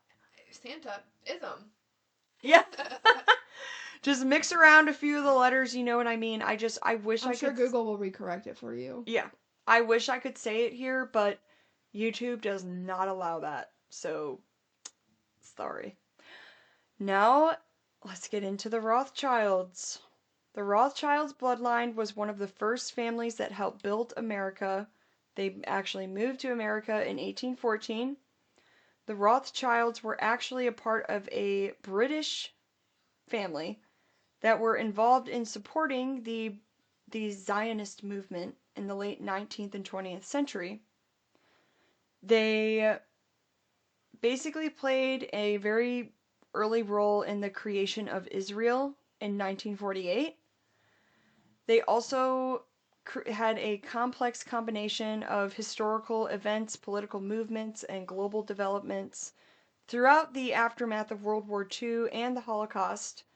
And basically, they supported a lot of other countries and international organizations. So, basically, the Rothschild family provided substantial financial backing to the Zionist cause through the efforts of Baron Edmund de Rothschild, and he became a key supporter of the Jewish settlement in Palestine and provided funding for agricultural colonies in the early 1900s. And this laid the groundwork for the development of the State of Israel.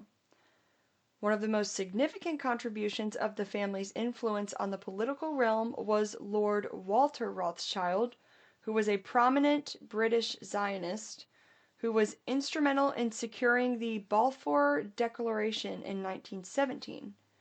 And basically, they wanted to establish a national home for the Jewish people.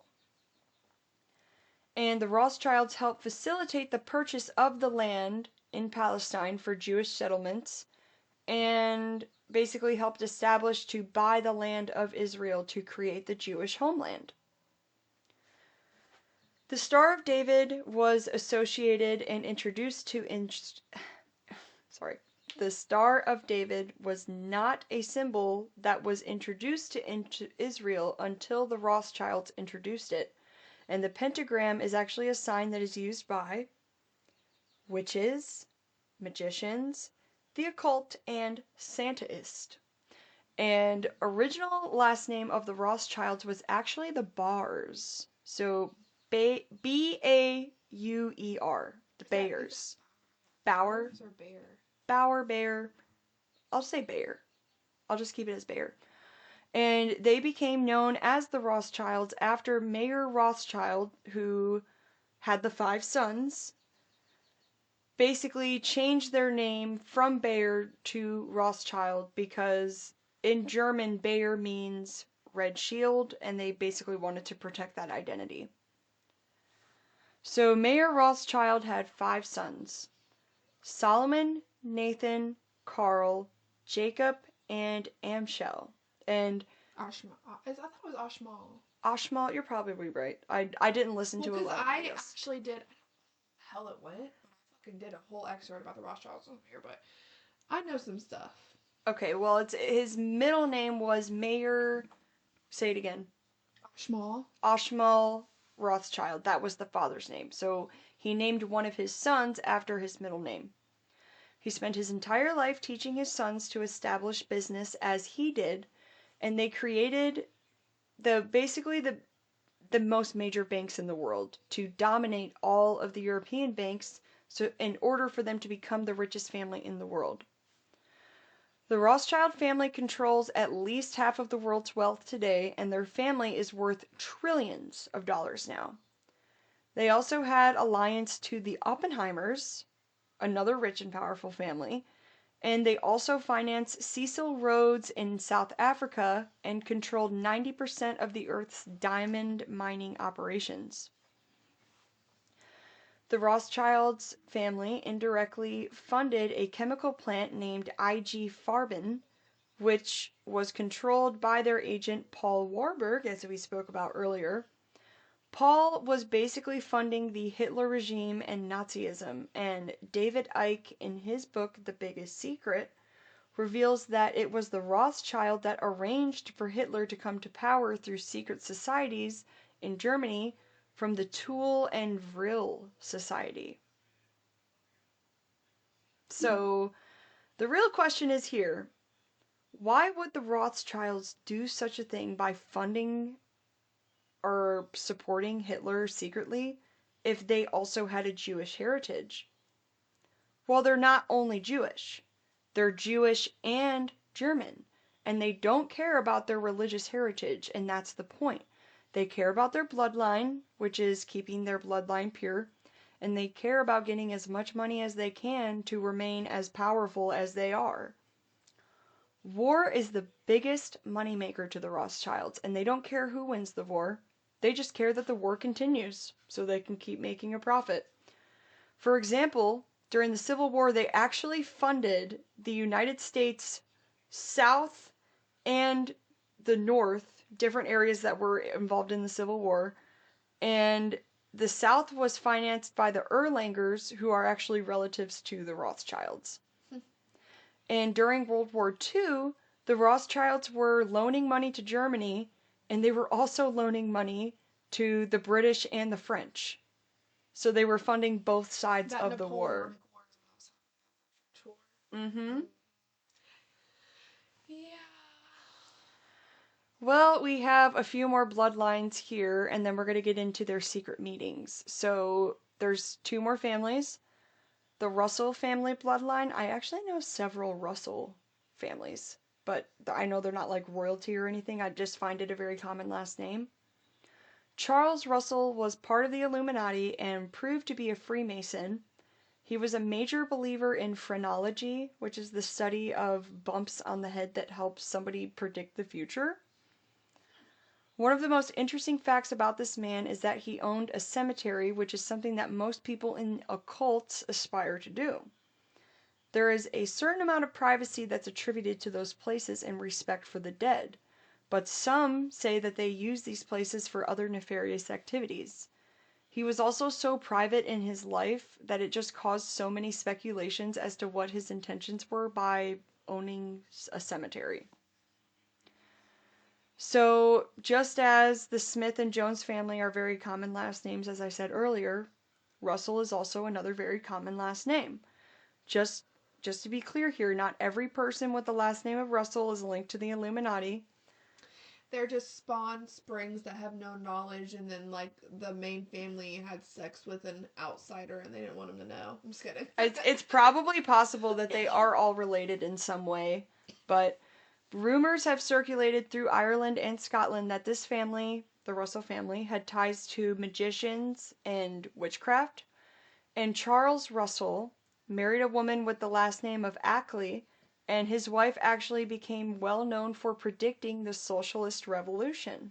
What was that? Socialism is the belief that all are equal and it doesn't matter what you earn or what somebody else earns. It all goes into the same pot and you guys get equal. I like that. I like the idea. And, well, actually, no, sorry. I like the idea of trade and equal value. It is a good idea, but that means, like, you could work more than somebody else, but then you guys get the same. Why don't we just work and why does it... I just think that money is even a thing. Because we could really all just be making the products. If we needed food, we go get it. Because one person makes the tomatoes. One person does, like, everybody has a certain thing and, like, we contribute. I don't know. It just seems, like, more simpler. Money is evil, honestly. Literally through this research, I agree. Money is evil and it runs the entire fucking world. There could be a way, I do believe, to, like, without money, to, like, make a living. Because at the end of the day, like, think about it. With rent and all that stuff, like, we really don't need to do any of that stuff. We could all just live, and electricity could be free. They could just give it to us, and, like, it just, I don't know. I don't get it. It's just another form of control. That's exactly what it is. And one of the last families that we're going to mention here is the Van Dunes. And the Van Dunes was one of the first families that made their way to the New Netherlands in the early 1600s. One of their descendants, Mona Van Dune, was the first female recipient of the Pulitzer Prize for Poetry. Just a fun fact. Edward Van Dune was well known as a surgeon in the 19th century and became very popular with his associations with the Planned Parenthood Society of Syracuse, which he founded in 1933. Planned Parenthood is an alleged Illuminati-funded project, and they have long been known to introduce fertility and sterilization when necessary. What do you mean? Planned Parenthood is... Which I went there once. Planned Parenthood? For a checkup. I mean, What the fuck are you saying? there are speculations, okay, this is not something that we're going to talk about a lot here, but this is something that I actually saw through... well, I want to know how. Okay, so apparently Kamala Harris is a major funder of Planned Parenthood. Kamala Harris also is very well known to be part of the black market trade of aborted children's body parts. And I'm just gonna say body part of babies.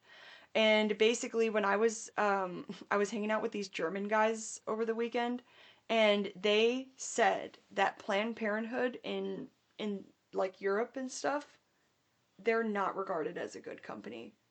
They say that Planned Parenthood is corrupt. That's what they say. And they're not even from here. They said that that's what their media outlets tell them. About here. Yes. Because there's not a Planned Parenthood in Europe.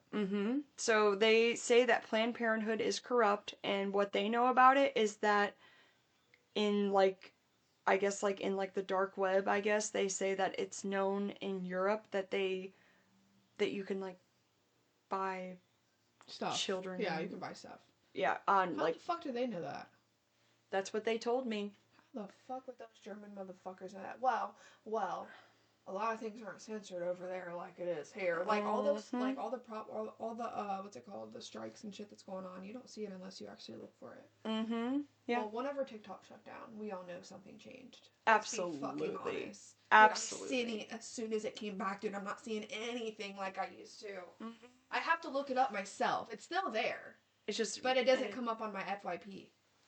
Yeah, because they want to put a bunch of mindless information on there now instead of... You have to go out of your way to look for it. It sucks. You can't expect it to come to you.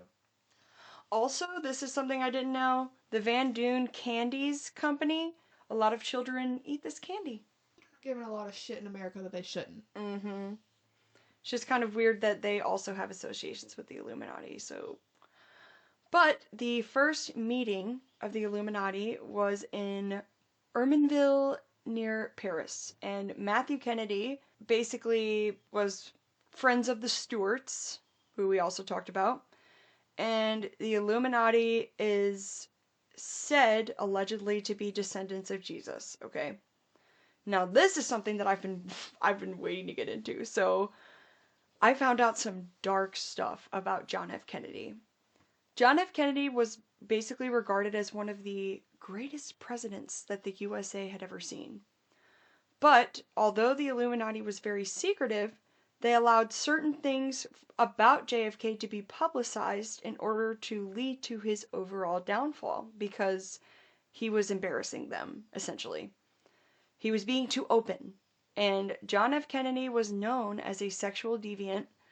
This is something that most mainstream media covers up, because when you watch any documentary about his life, it's always focused on how tragic his death was and about the guy who apparently killed him.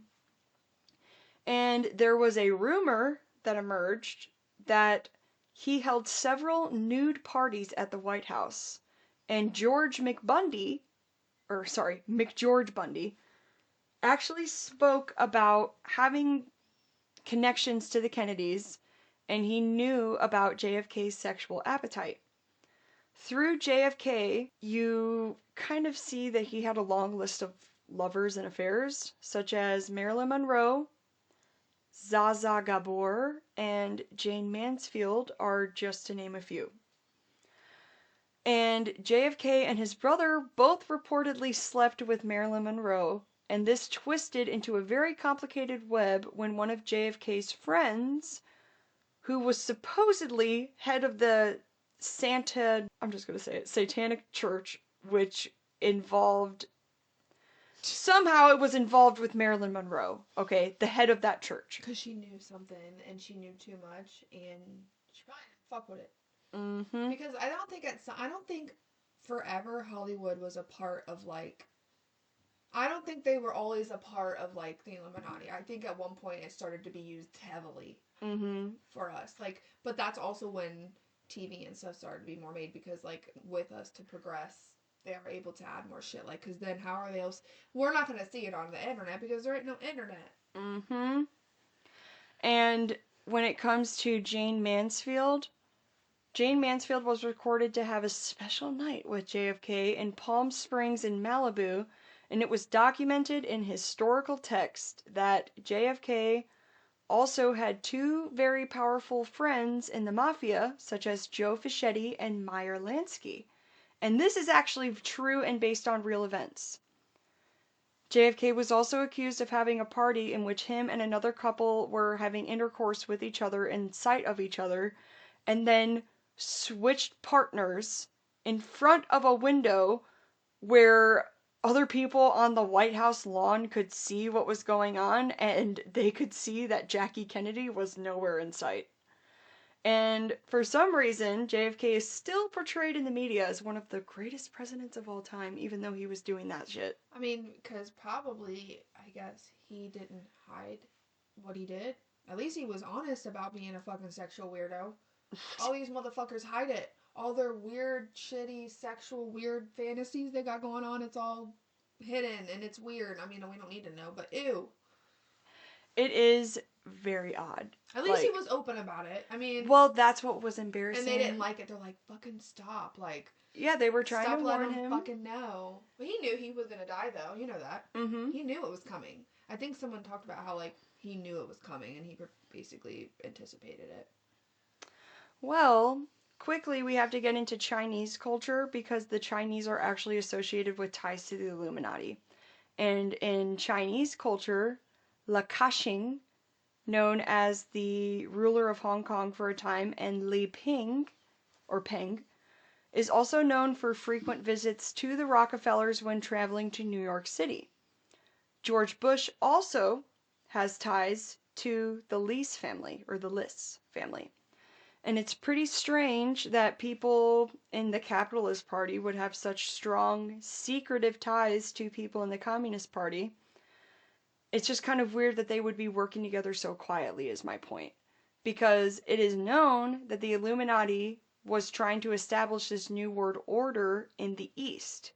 Because if they want to conquer the world, they have to conquer the East too. Singapore is actually known to be one of the main countries associated with the NWO, the New World Order. Strange thing to note here is that they've already achieved some of the things that the New World Order wants to achieve, such as a cashless society.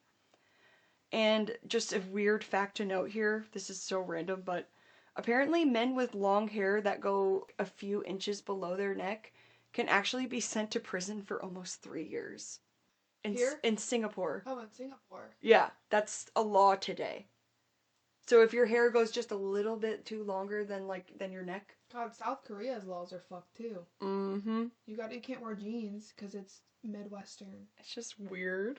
The Li Ping family is basically known for farming poppy seeds to produce mass amounts of opium, and the mass amounts of opium caused the Li family to become not just billionaires, but trillionaires. And this led to the Illuminati allegedly engineering the opium epidemic of the Western world. So basically, the Li family is known to be part of the Triads. And the Triads is another secret society, which is a group in China which was against the dynasty of families that ruled China for thousands of years. But within a few years of the beginning of the Triads, they had 35,000 members. And the Triads have allegedly been involved in the largest, I'm getting tired here. This is late. We normally don't record late, but we have some stuff pop up over the weekend, and here we are. We made it work. We're making it work.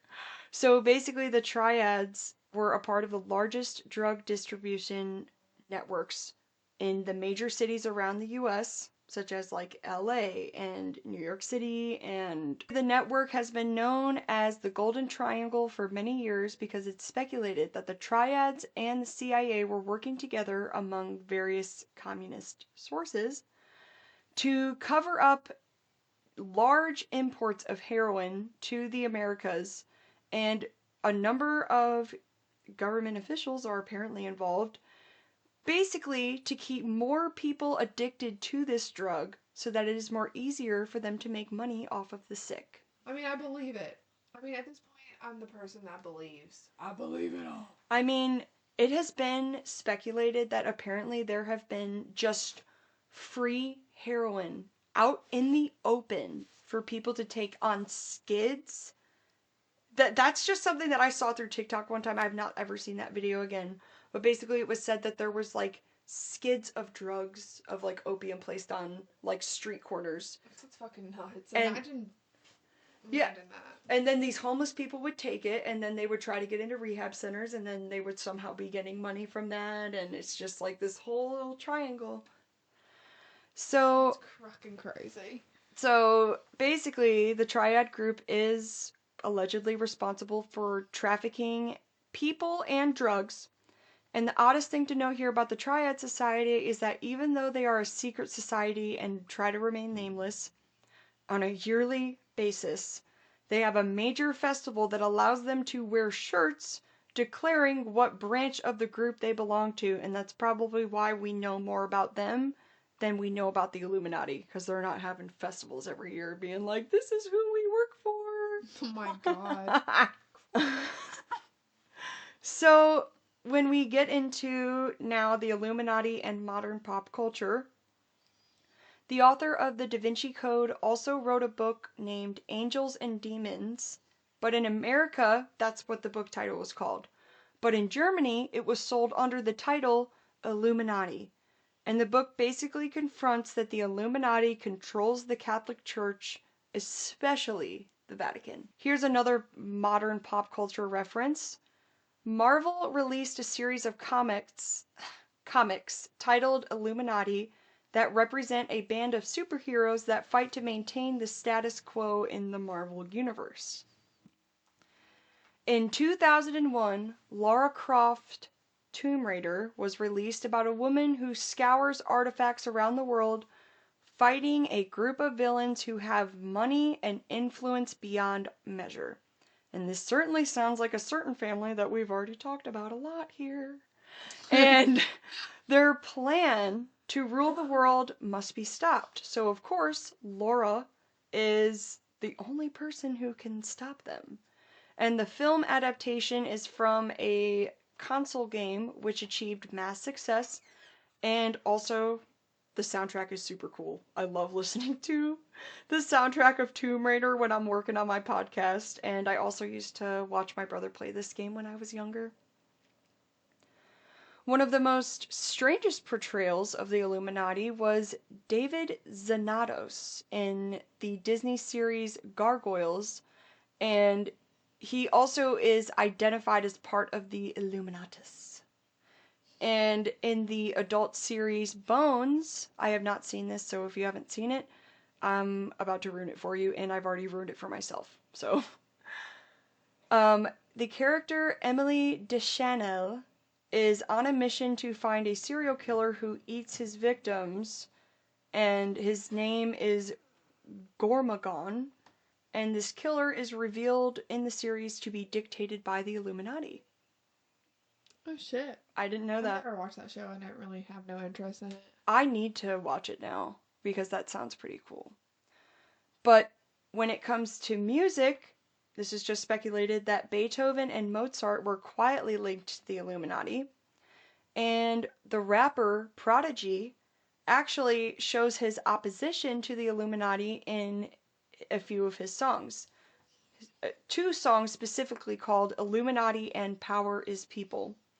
One of the chorus to his songs go, Illuminati want my mind, soul, and my body. Secret societies trying to keep eyes on me. But I'ma stay incognito in places they can find me. Make my moves strategically. That's kind of interesting. Yeah, it's weird. I wonder how old that song is. Probably in like 2000 song or something. I assume. The hard rock group Megadeth writes a song named We the People, and they speak of a new world order that will rescue those who believe in it. Stop right now. What? I have this picture. Okay. I have this picture and I took a screenshot of it so I can show it to you. And I have a screenshot, and this proves a lot of Donald Marshall's claims. He is on the Megadeth album cover. And it is him being like REM transferred or after coming out of something. And I have a picture of it. Oh, and right now? You can literally look at him. He's like, you can Google it right now, and it is me. It is me after coming out of them doing something to him. It's a real photo, and they put it right out in your faces on a Megadeth album cover. It's so crazy. They were doing something to him because he was used in the cloning center and all kinds of shit forever. Like, he has been down there since he was a kid. He said his family is in there. Oh my god. That's crazy. But yeah, fucking, and they took it out of some of them. If you look up this album cover, they took this out of some of them. Well, it's a screenshot. Oh, okay. That's crazy. Yeah. He said that he was claimed to have made music video, like songs that you listen to. He's like, yeah, I did that, and that's why they use me, because like, it's like they torture me to make music, and then they make this music out on live stream. Like, it just sounds crazy to hear, but I mean, if it really does happen, like, what the fuck? Well, like from all the REM and shit, transfer, all that. I don't know. That's crazy. See, like, apparently it's a reoccurring theme that in many death metal groups, that a force will rise up from the earth to save them, but not everyone. So, it's just an assumption that Megadeth is connected to the Illuminati, but it's not a proven fact. So, and there have been rumors that Beyonce, Jay-Z, and Lady Gaga all fit the bill in terms of being connected to the Illuminati, although none of these rumors have been substantiated.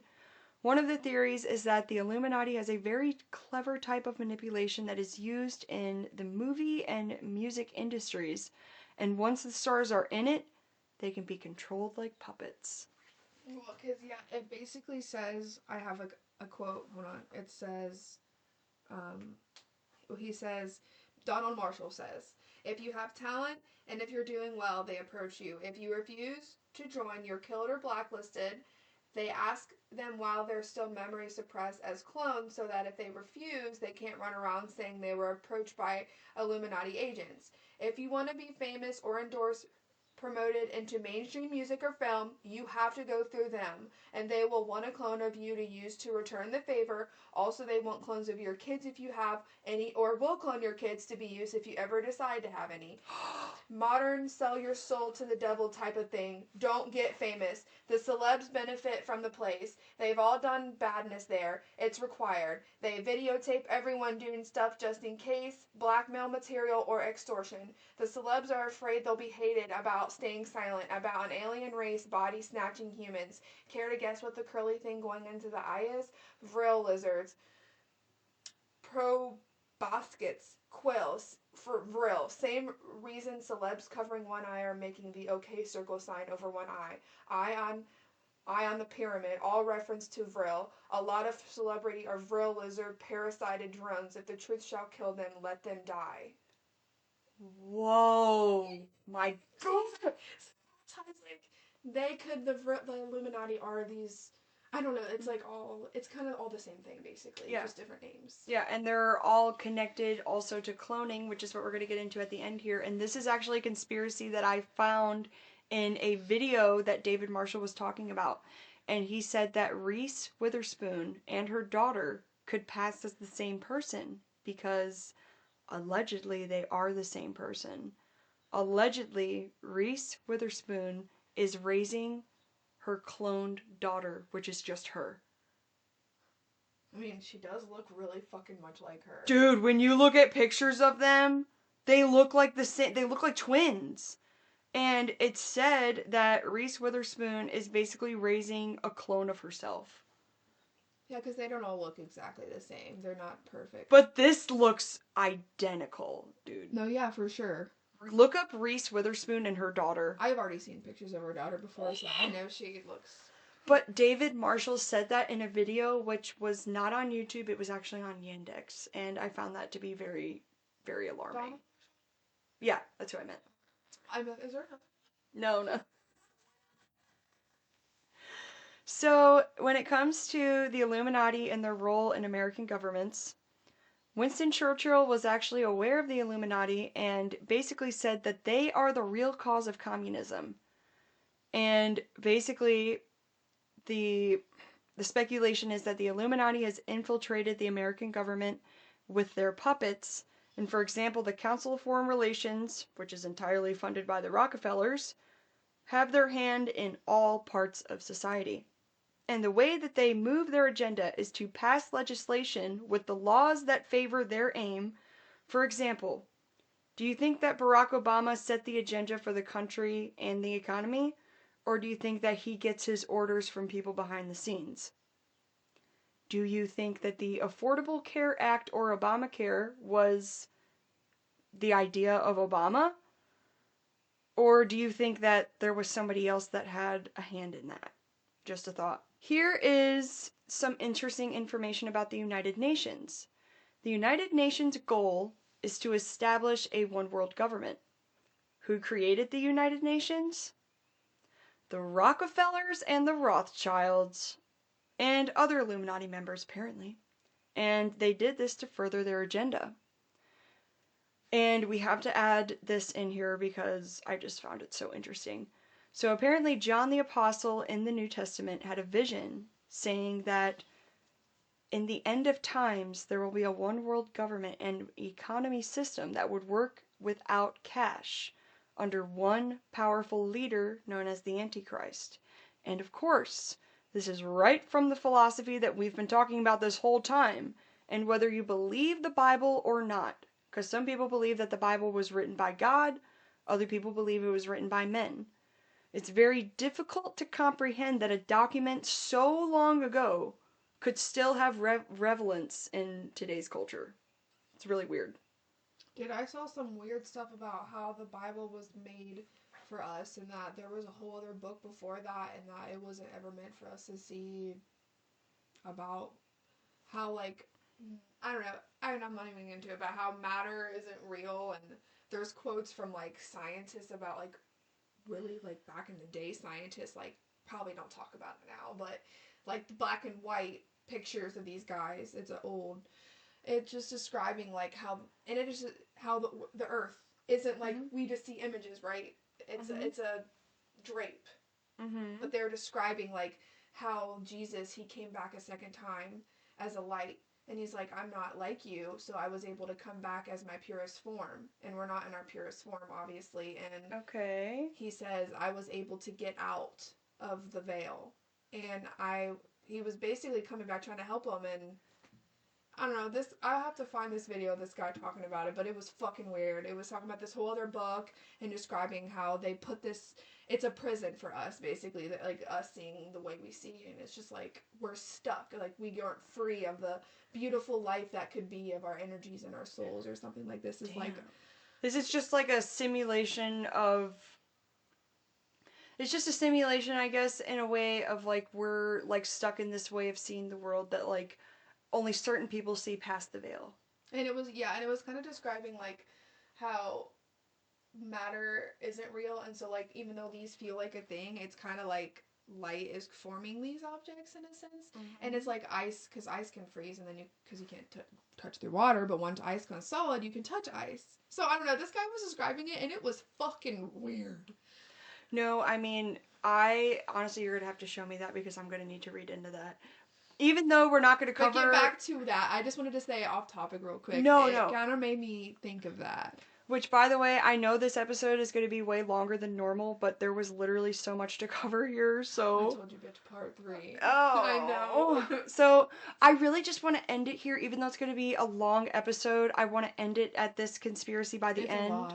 Because I want to get through this so we can be done with the conspiracy, okay?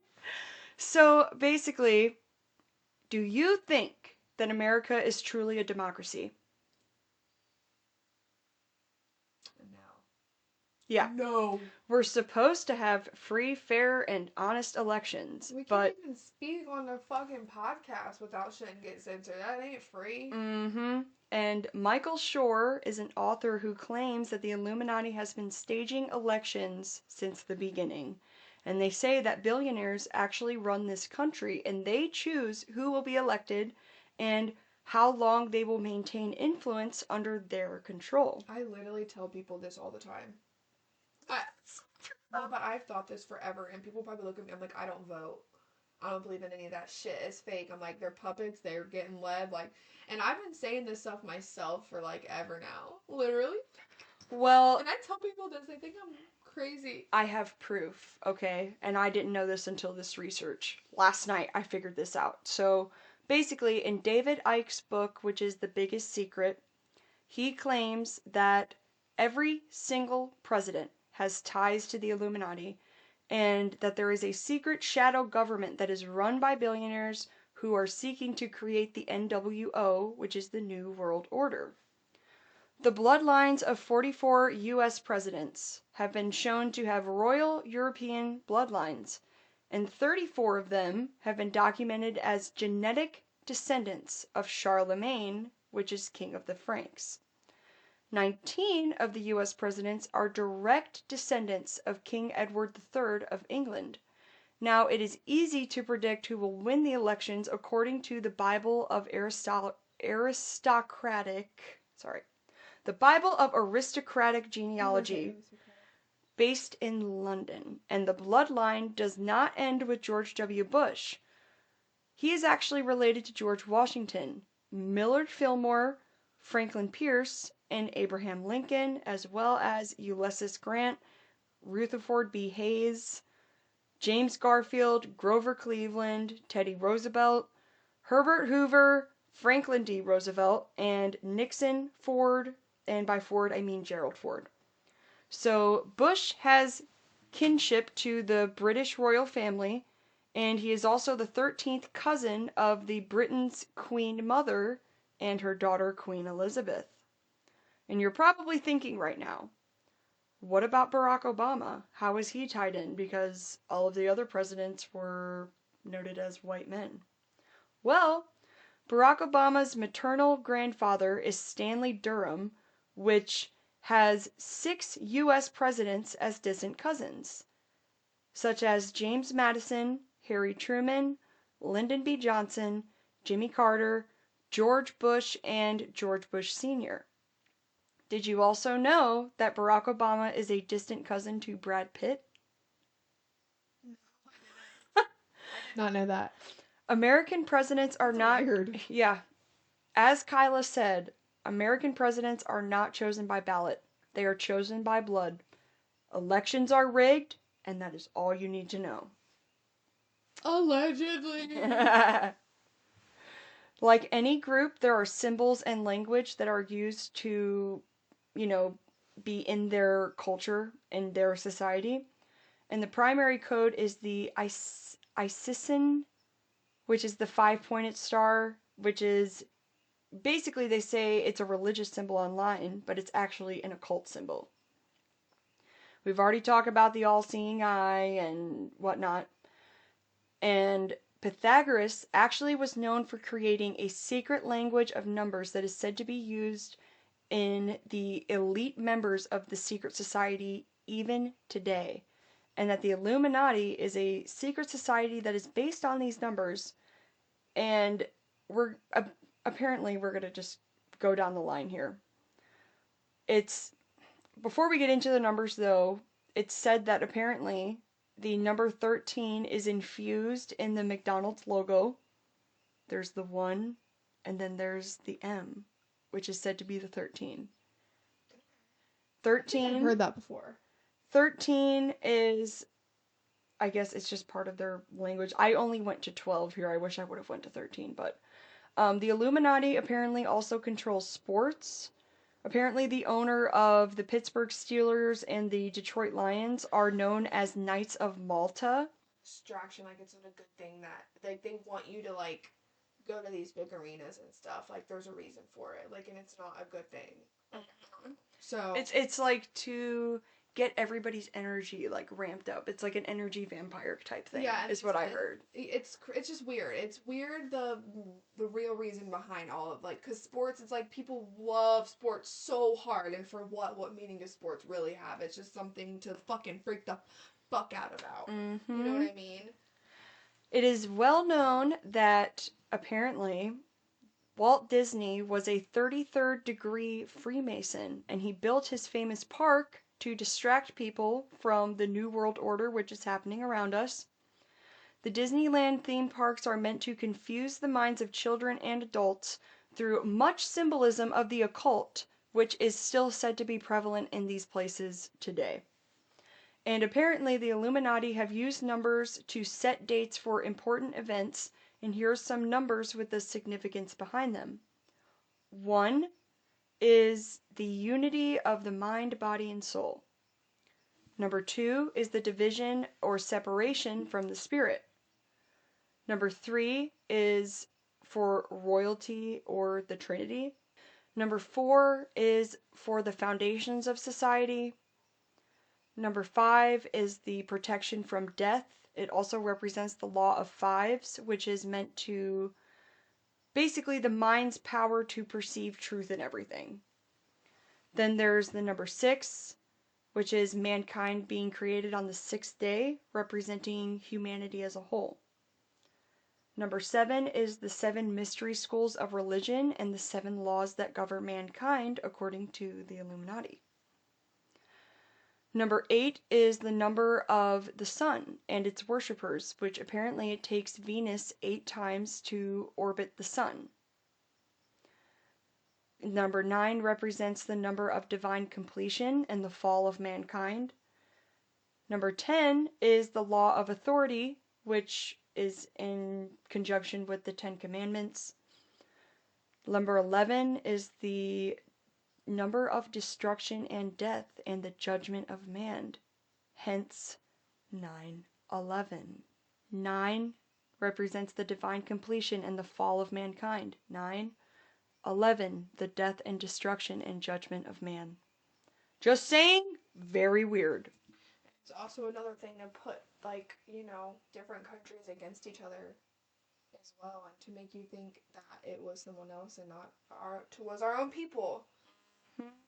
And number 12 is lastly the number we're going to say that basically holds lucky and unlucky properties depending on the area that you come from. So I think, I might be mixing it up, but I think 12 in the Western world is a good number, but 12 in the Eastern world in like China is like a bad number because it adds up to 3. And 3 is not a good number according to their cultures. Yeah, I know how they add it together. I've seen people how they conclude things with that. Like, oh, okay. The all-seeing eye has been seen in company logos such as Dairy Queen, CVS, Time Warner, and other companies use this logo such as Citco, Sprint, and Paramount Pictures using the pyramid. The pyramid is also known in George Washington's Masonic National Memorial in Virginia. And apparently, allegedly, this House of the Temple is known as the headquarters of the Supreme Council associated with Masonry. The symbol of the devil is a mascot of the Texas Longhorns. Many rock stars will flash this symbol, such as Miley Cyrus did this throughout the 2013 VMAs. And apparently, the Bohemian Grove, which is in the Redwood Forest, is a place where the Illuminati gather to participate in secret rituals, allegedly. Members of the Bohemian Grove include Ronald Reagan, Nixon, Gerald Ford, Bush Sr., and Colin Powell. And apparently, the tiny owl on the dollar bill is kind of like a representation of this other secret society, also known as the Bohemian Grove. The number 666 in the Bible represents the Antichrist in Revelations 13:18, where John states, "Here is wisdom. Let him that hath understanding count the number, for it is 6, which is the number of man. His number is 666. So basically he's saying that 666 it's not a good number, as most people already know and kind of joke about.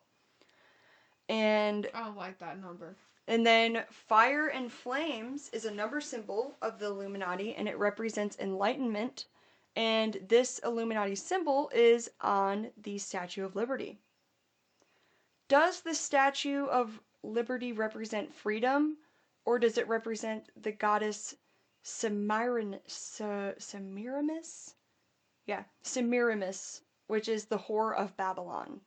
Apparently, the statue was designed by Frederick Bartholdi, who was a very well-known Freemason.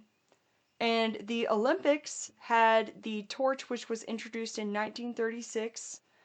And also there's a statue named Prometheus, which is said to, apparently he brought the gift of fire to mankind, but very strangely enough, Prometheus' statue is standing in front of the Rockefeller Center in New York City.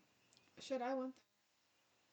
So you saw all this occult symbolism, but you didn't know? I didn't fucking pay attention to it. I'm just fucking going up to go to the sky lift. Well, now you know.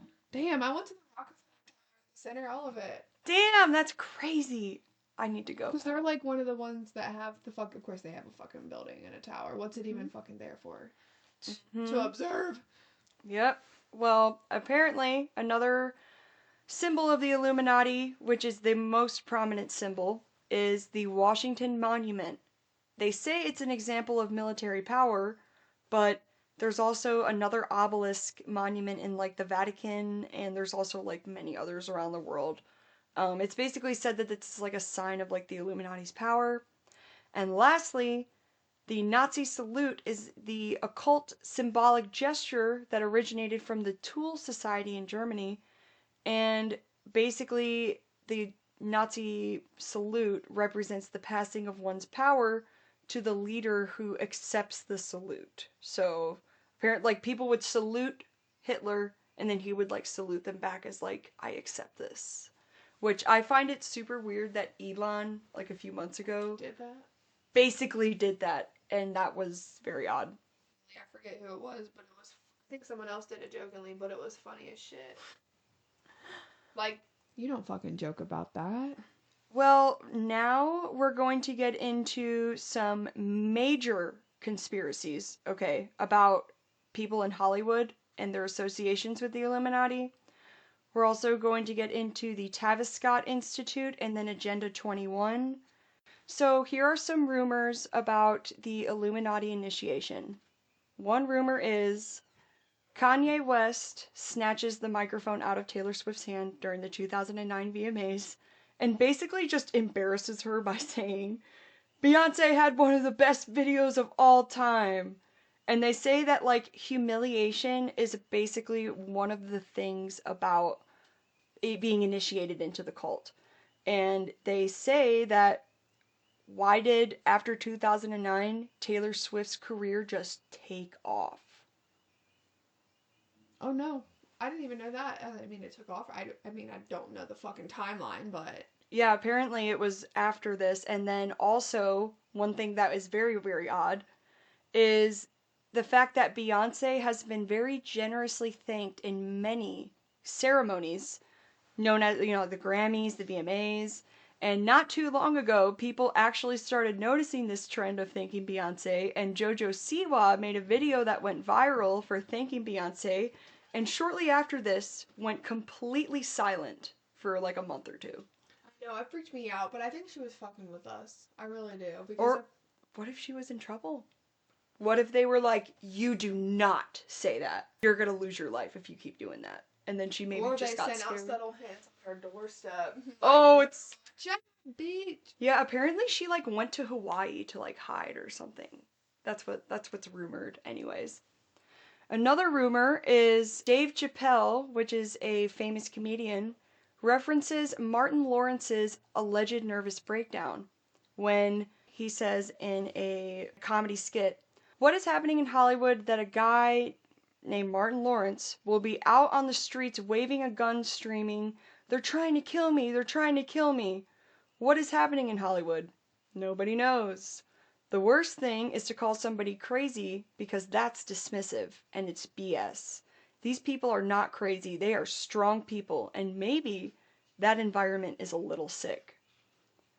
Dave Chappelle actually walked away from a $50 million contract because his producers were pushing for him to wear a dress during one of his comedy skits, and he said, I will not promote your agenda. It's kind of like Cat Williams. He don't fuck with none of them motherfuckers. They blacklisted his ass, but... Well, apparently, Keanu Reeves is rumored to have planned his girlfriend's death in a car accident, and they say, in rumors, that high-profile deaths are linked to sacrifices because it causes the masses to take part in a sadness that is surrounding in these high-profile deaths, and this energy is needed to further their agenda. Just a rumor. Another rumor is apparently Michael Jackson. Michael Jackson is known as like one of the, greatest pop stars of all time, and Kathleen Sullivan, which is a former Illuminati member, wrote this in her blog. I've been tracking Michael Jackson via the news for about 10 years now, and for reasons I will not get into in a public forum, I can state that I absolutely have no doubt that he is an MK Ultra variety slave and possibly introduced by his father into the bizarre system of spooks and commercialized pedophilia and more. So it says that to be, like, controlled as an MK, like, Ultra person, you need a clone of that other person to be able to manipulate them. And people don't know that. And this is claims from Donald Marshall. Again, let me just state this. And they can keep your memory suppressed about certain things, and then they allow you to remember other certain things. And what they do is they bring you there, and then they put the chip into the clone's head, and they could make you see stuff. But the thing is, MK Ultra people don't know they are Ultra people. They think like they're real people too. they'll be having a dream and they'll be in their room and they'll see everything and they're not realizing that they're at a cloning station on a table on drugs and they don't even know it. They can give you a certain type of drug that will stimulate the feeling of being in a dream. So if you were to have something else done to you, like they can make it seem as though you were in a dream and it is not actually happening to you, and then they're able to do all kinds of sorts of stuff. So I'm literally looking up stuff that Donald Marshall has basically made claims against for years. And I also listened to this Ally Carter girl on TikTok, and she supposedly got away from the sex trafficking, and basically she's talked about how there is children missing, and that he sees what happens to these missing children. He supposedly says he sees them down at this, and they are used for SA and SEX, and he's basically saying they are used for aliens, which is probably the Vril, and other people that just so happen to get access to go down there. He also claims that some of them get eaten as well. And he says that not by people, but some they do by aliens and stuff. Some of their body get drained by blood or parts of their body gets eaten. Some of them favor the brain and pancreas. He claims to say that this is all from the MK Ultra, okay? He claims that they say their taste buds are different than ours and they think like a nasty smell, they would like it, basically. Like human increment tastes like candy. Like just weird shit. This is what this Donald Marshall guy said. He says that when people get scared, the adrenaline rushes through their blood and it creates a richer taste in the blood for them, and it also goes back to the adrenochrome with other people being able to basically get it out at the perfect time, like when they're freaking the fuck out. Mm-hmm. And it says basically they go more for children because children don't have as many vaccinations as that, and they can get sick from some of the vaccinations. So kids aren't smokers, stuff like that. So I know I kind of jumped, but in this whole video he kind of talks about MK Ultra, mind control, kidnapping of children and stuff down in these cloning stations for these purposes. But the MK Ultra, I'm just going to go back to that. Basically, if Michael Jackson was an MK Ultra specimen, then they obviously had to have a clone of him, like down below. It's such a random. No, It was all like in the same thing that he was talking about, though, in the same video, all of that within the MK Ultra. So, well, I don't know. No, I mean it's probably all connected in some way, especially to the Illuminati. After going just a little bit through Michael Jackson and everything, we're going to go into the New World Order as we talked about earlier. H.G. Wells wrote in a book in 1940 called The New World Order, saying, "Countless people will hate the New World Order and will die protesting against it." And apparently, the New World Order has actually been stated in a famous speech by George H.W. Bush, and I'm going to read part of it. "We stand today at a unique and extraordinary moment. The crisis in the Persian Gulf, as grave as it is, offers us a rare opportunity to move forward towards a historic period of recuperation. Out of troubled times, our fifth objective, the New World Order, can emerge. A new era, freer from the threat of terror, stronger in the pursuit of justice, and more secure in the quest for peace. An era in which nations of the world's east, west, north, and south can prosper and live in harmony. 100 generations have searched for this elusive path to peace, while thousands of wars have raged in the span of this human endeavor. Today, the new world is struggling to be born, a world quite different from the ones that we've ever known. A world where the rule of law supplants the rule of the jungle. A world in which nations recognize the shared responsibility of freedom and justice. Where the strong respects the rights of the weak. And this is the vision shared by President Gorbachev in Helsinki. He and other leaders in Europe and the Gulf and around the world understands that how we manage this crisis today will shape our future of generations to come." So George H.W. Bush literally references the New World Order. Pretty weird. What is the overall goal of the New World Order? It's the conspiracy of Wall Street, the Federal Reserve, the Council of Foreign Relations, the Bilderberg Group, the Trilateral Commission, the Triads, and the CIA all working behind the scenes to build this one world government. And here are their goals. 1. Establish a one world government. 2. Create one supreme leader over this government. 3. To create a one world army. 4. To create a one world religion. 5. Microchipping the population in the tectonic era. Click, click, boop.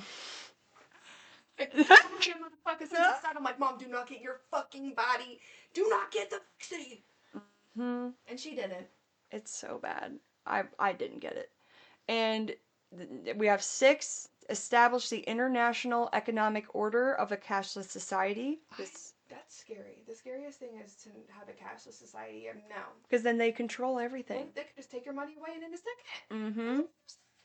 Number 7 is to eliminate a great deal of the world's population through population control by war, starvation, diseases, and vaccinations, allegedly. And number 8 is to create a welfare state that eliminates any alternative to their economic system, and when people revolt, they will become enslaved by them. And I never liked Bill Gates, but after today, I really don't like Bill Gates. So, Bill Gates said in a speech at a so-called charitable foundation meeting, he is quoted saying, "The world has 6.8 billion people, and that's heading up to 9 billion in a few years. Now, if we really do a good job on new vaccines, healthcare, and reproductive health and sterilization, we can perhaps lower that by 10 to 15%.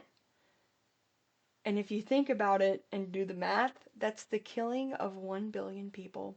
The founded partner of Planned Parenthood, where Bill Gates was actually a major contributor, Margaret Sanger, is reported saying, "Birth control will lead to an ultimately cleaner race." And she said that in 1932. So what do you think that means? A cleaner race? It's just basically depopulation. Oh, okay. Like just less people. This is also what she said in a book somewhere.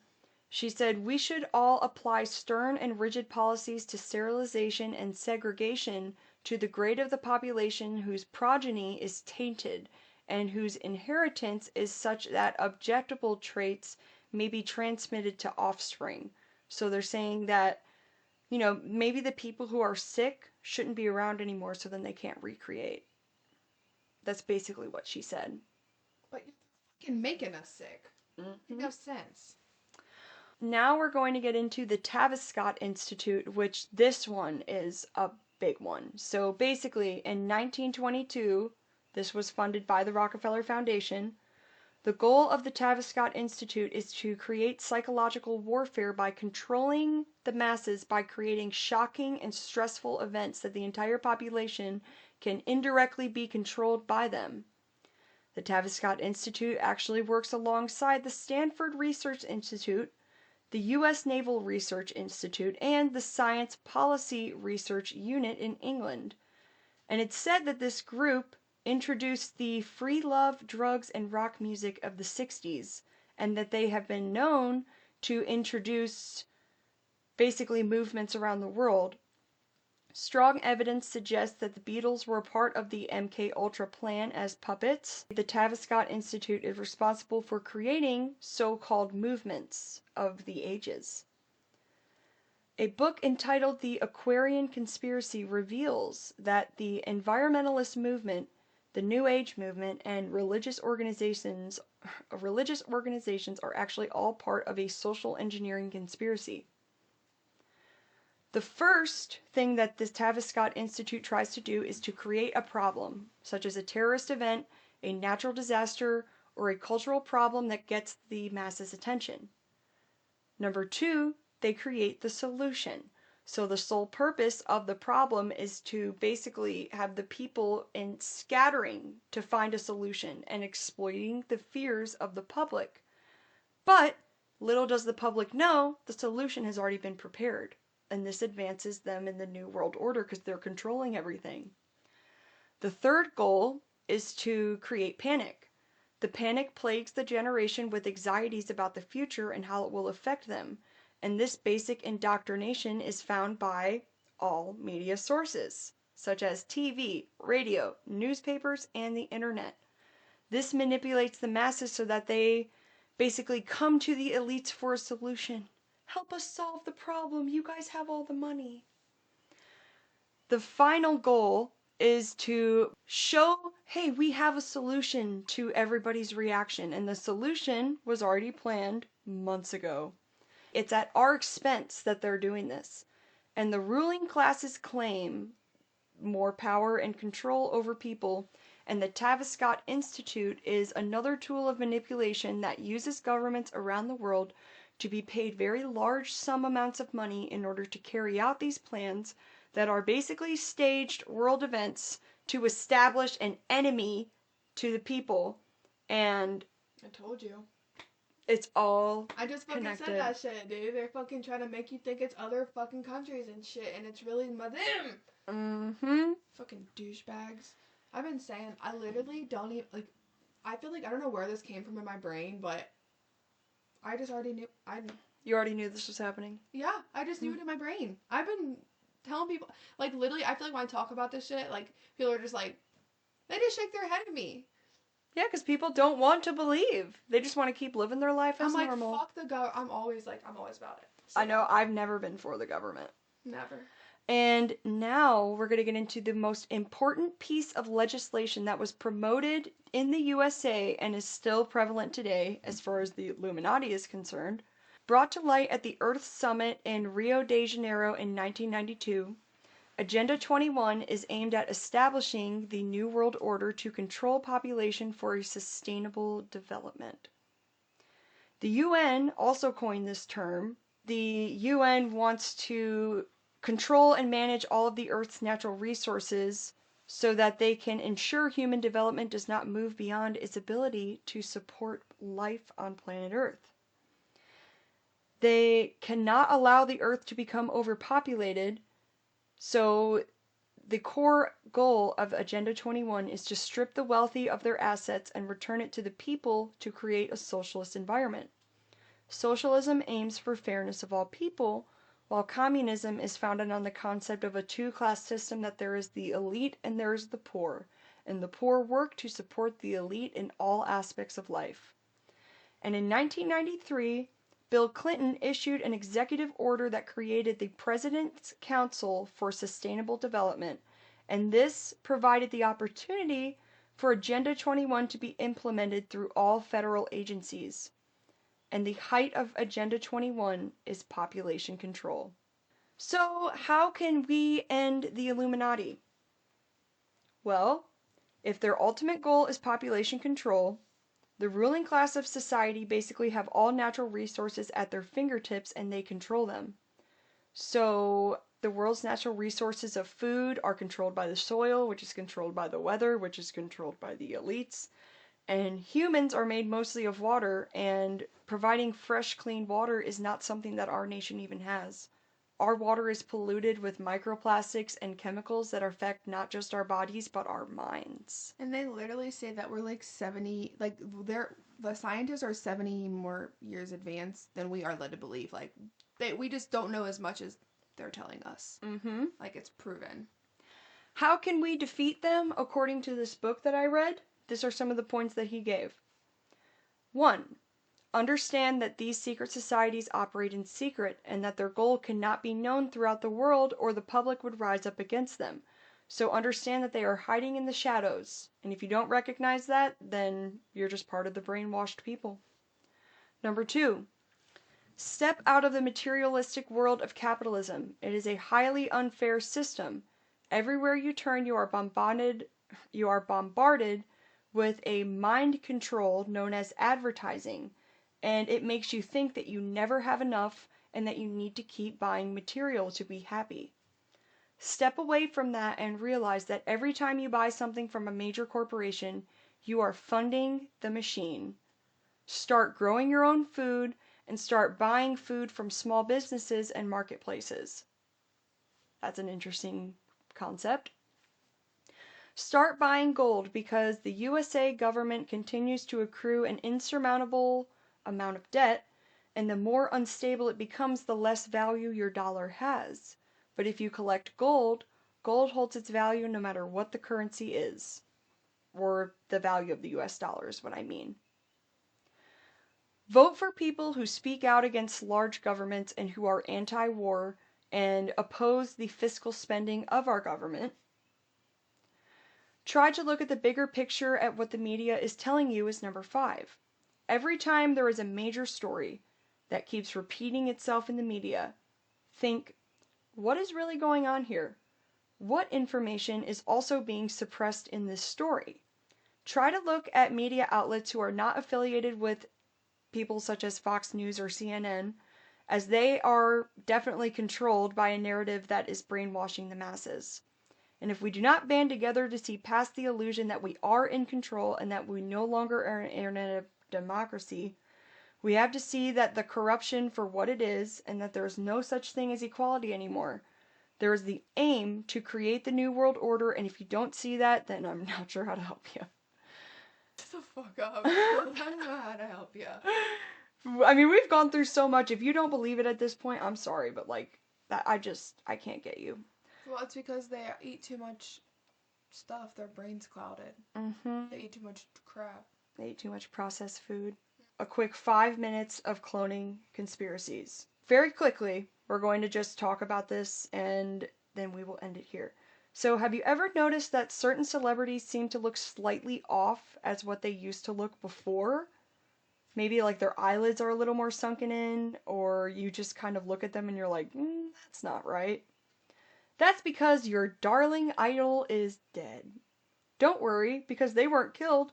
Their consciousness was just cloned into another kind of human being that's kind of more like a robot. Yes, it's a different form of cloning. I know. Oh my god, I have a word for it, but I don't know the word for it right now. Donald Marshall is a clone himself and basically calls out Queen Elizabeth as also being a clone, saying that that's how she even lived so long. If you look up Donald Marshall cloning, it brings up like 200,000 different results. Theory. Donald Marshall theory. And apparently he claims that the collective Freemasons group also is known as the Vril Society. They're like interchangeable apparently. And also, Scientologists are involved in the secret society, which is our actual religion, apparently. And the cloning did not start until after World War II. He just explains that there are multiple underground cloning facilities. The royal family, yes, Queen Elizabeth is part of this.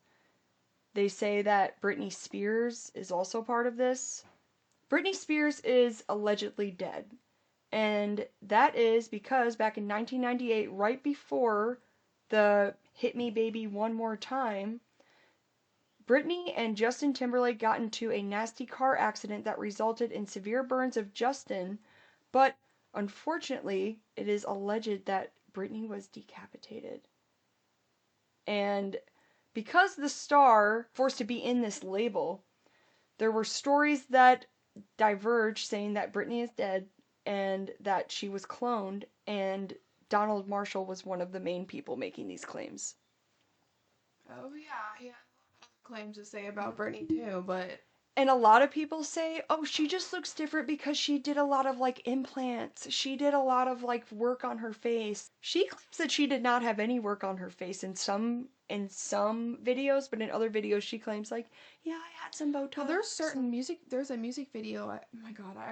Where it basically she says I was cloned. I have it on TikTok saved, and then there's also a video where she's talking about, let me see really quick.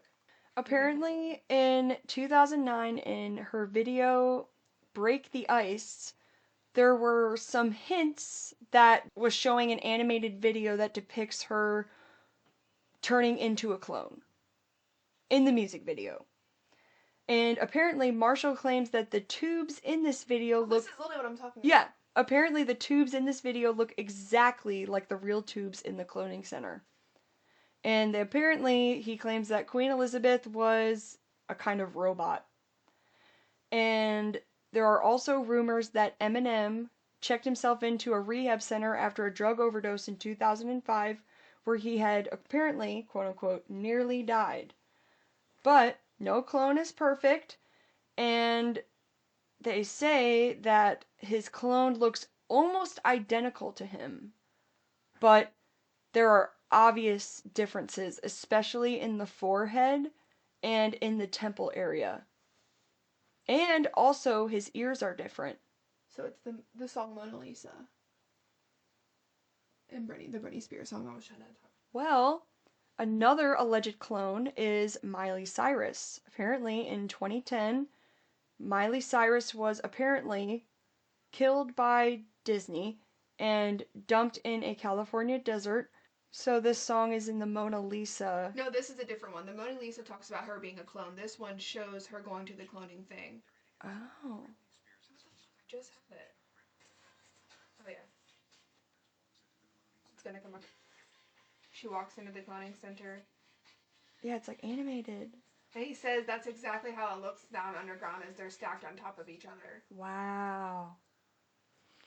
Well, apparently, the YouTube video, there is a YouTube video out there. There's a rumor out there that claims that Miley Cyrus is a confirmed Draco-reptilian shapeshifter hybrid. And there's videos of her eyes showing that they go into slits, basically. Just like reptilians. That's really all we have for cloning, okay? Because we've already been going too long here. So this is the longest that we've ever gone recording. So, in conclusion, if you have stuck with us through all of this, In conclusion, we truly appreciate you guys for listening. It seriously takes so much work to, keep this podcast going. This is like the biggest 2-parter episode that we've done yet. And it's not like me and Kyla have a staff helping us yet. It is just me and her out here doing the good work. So if you love fighting a good fight. So if you love what we do here, please like, share, and subscribe to our channel. Tell your friends about us. We would love to grow our following in our community. So that's a wrap for today's episode.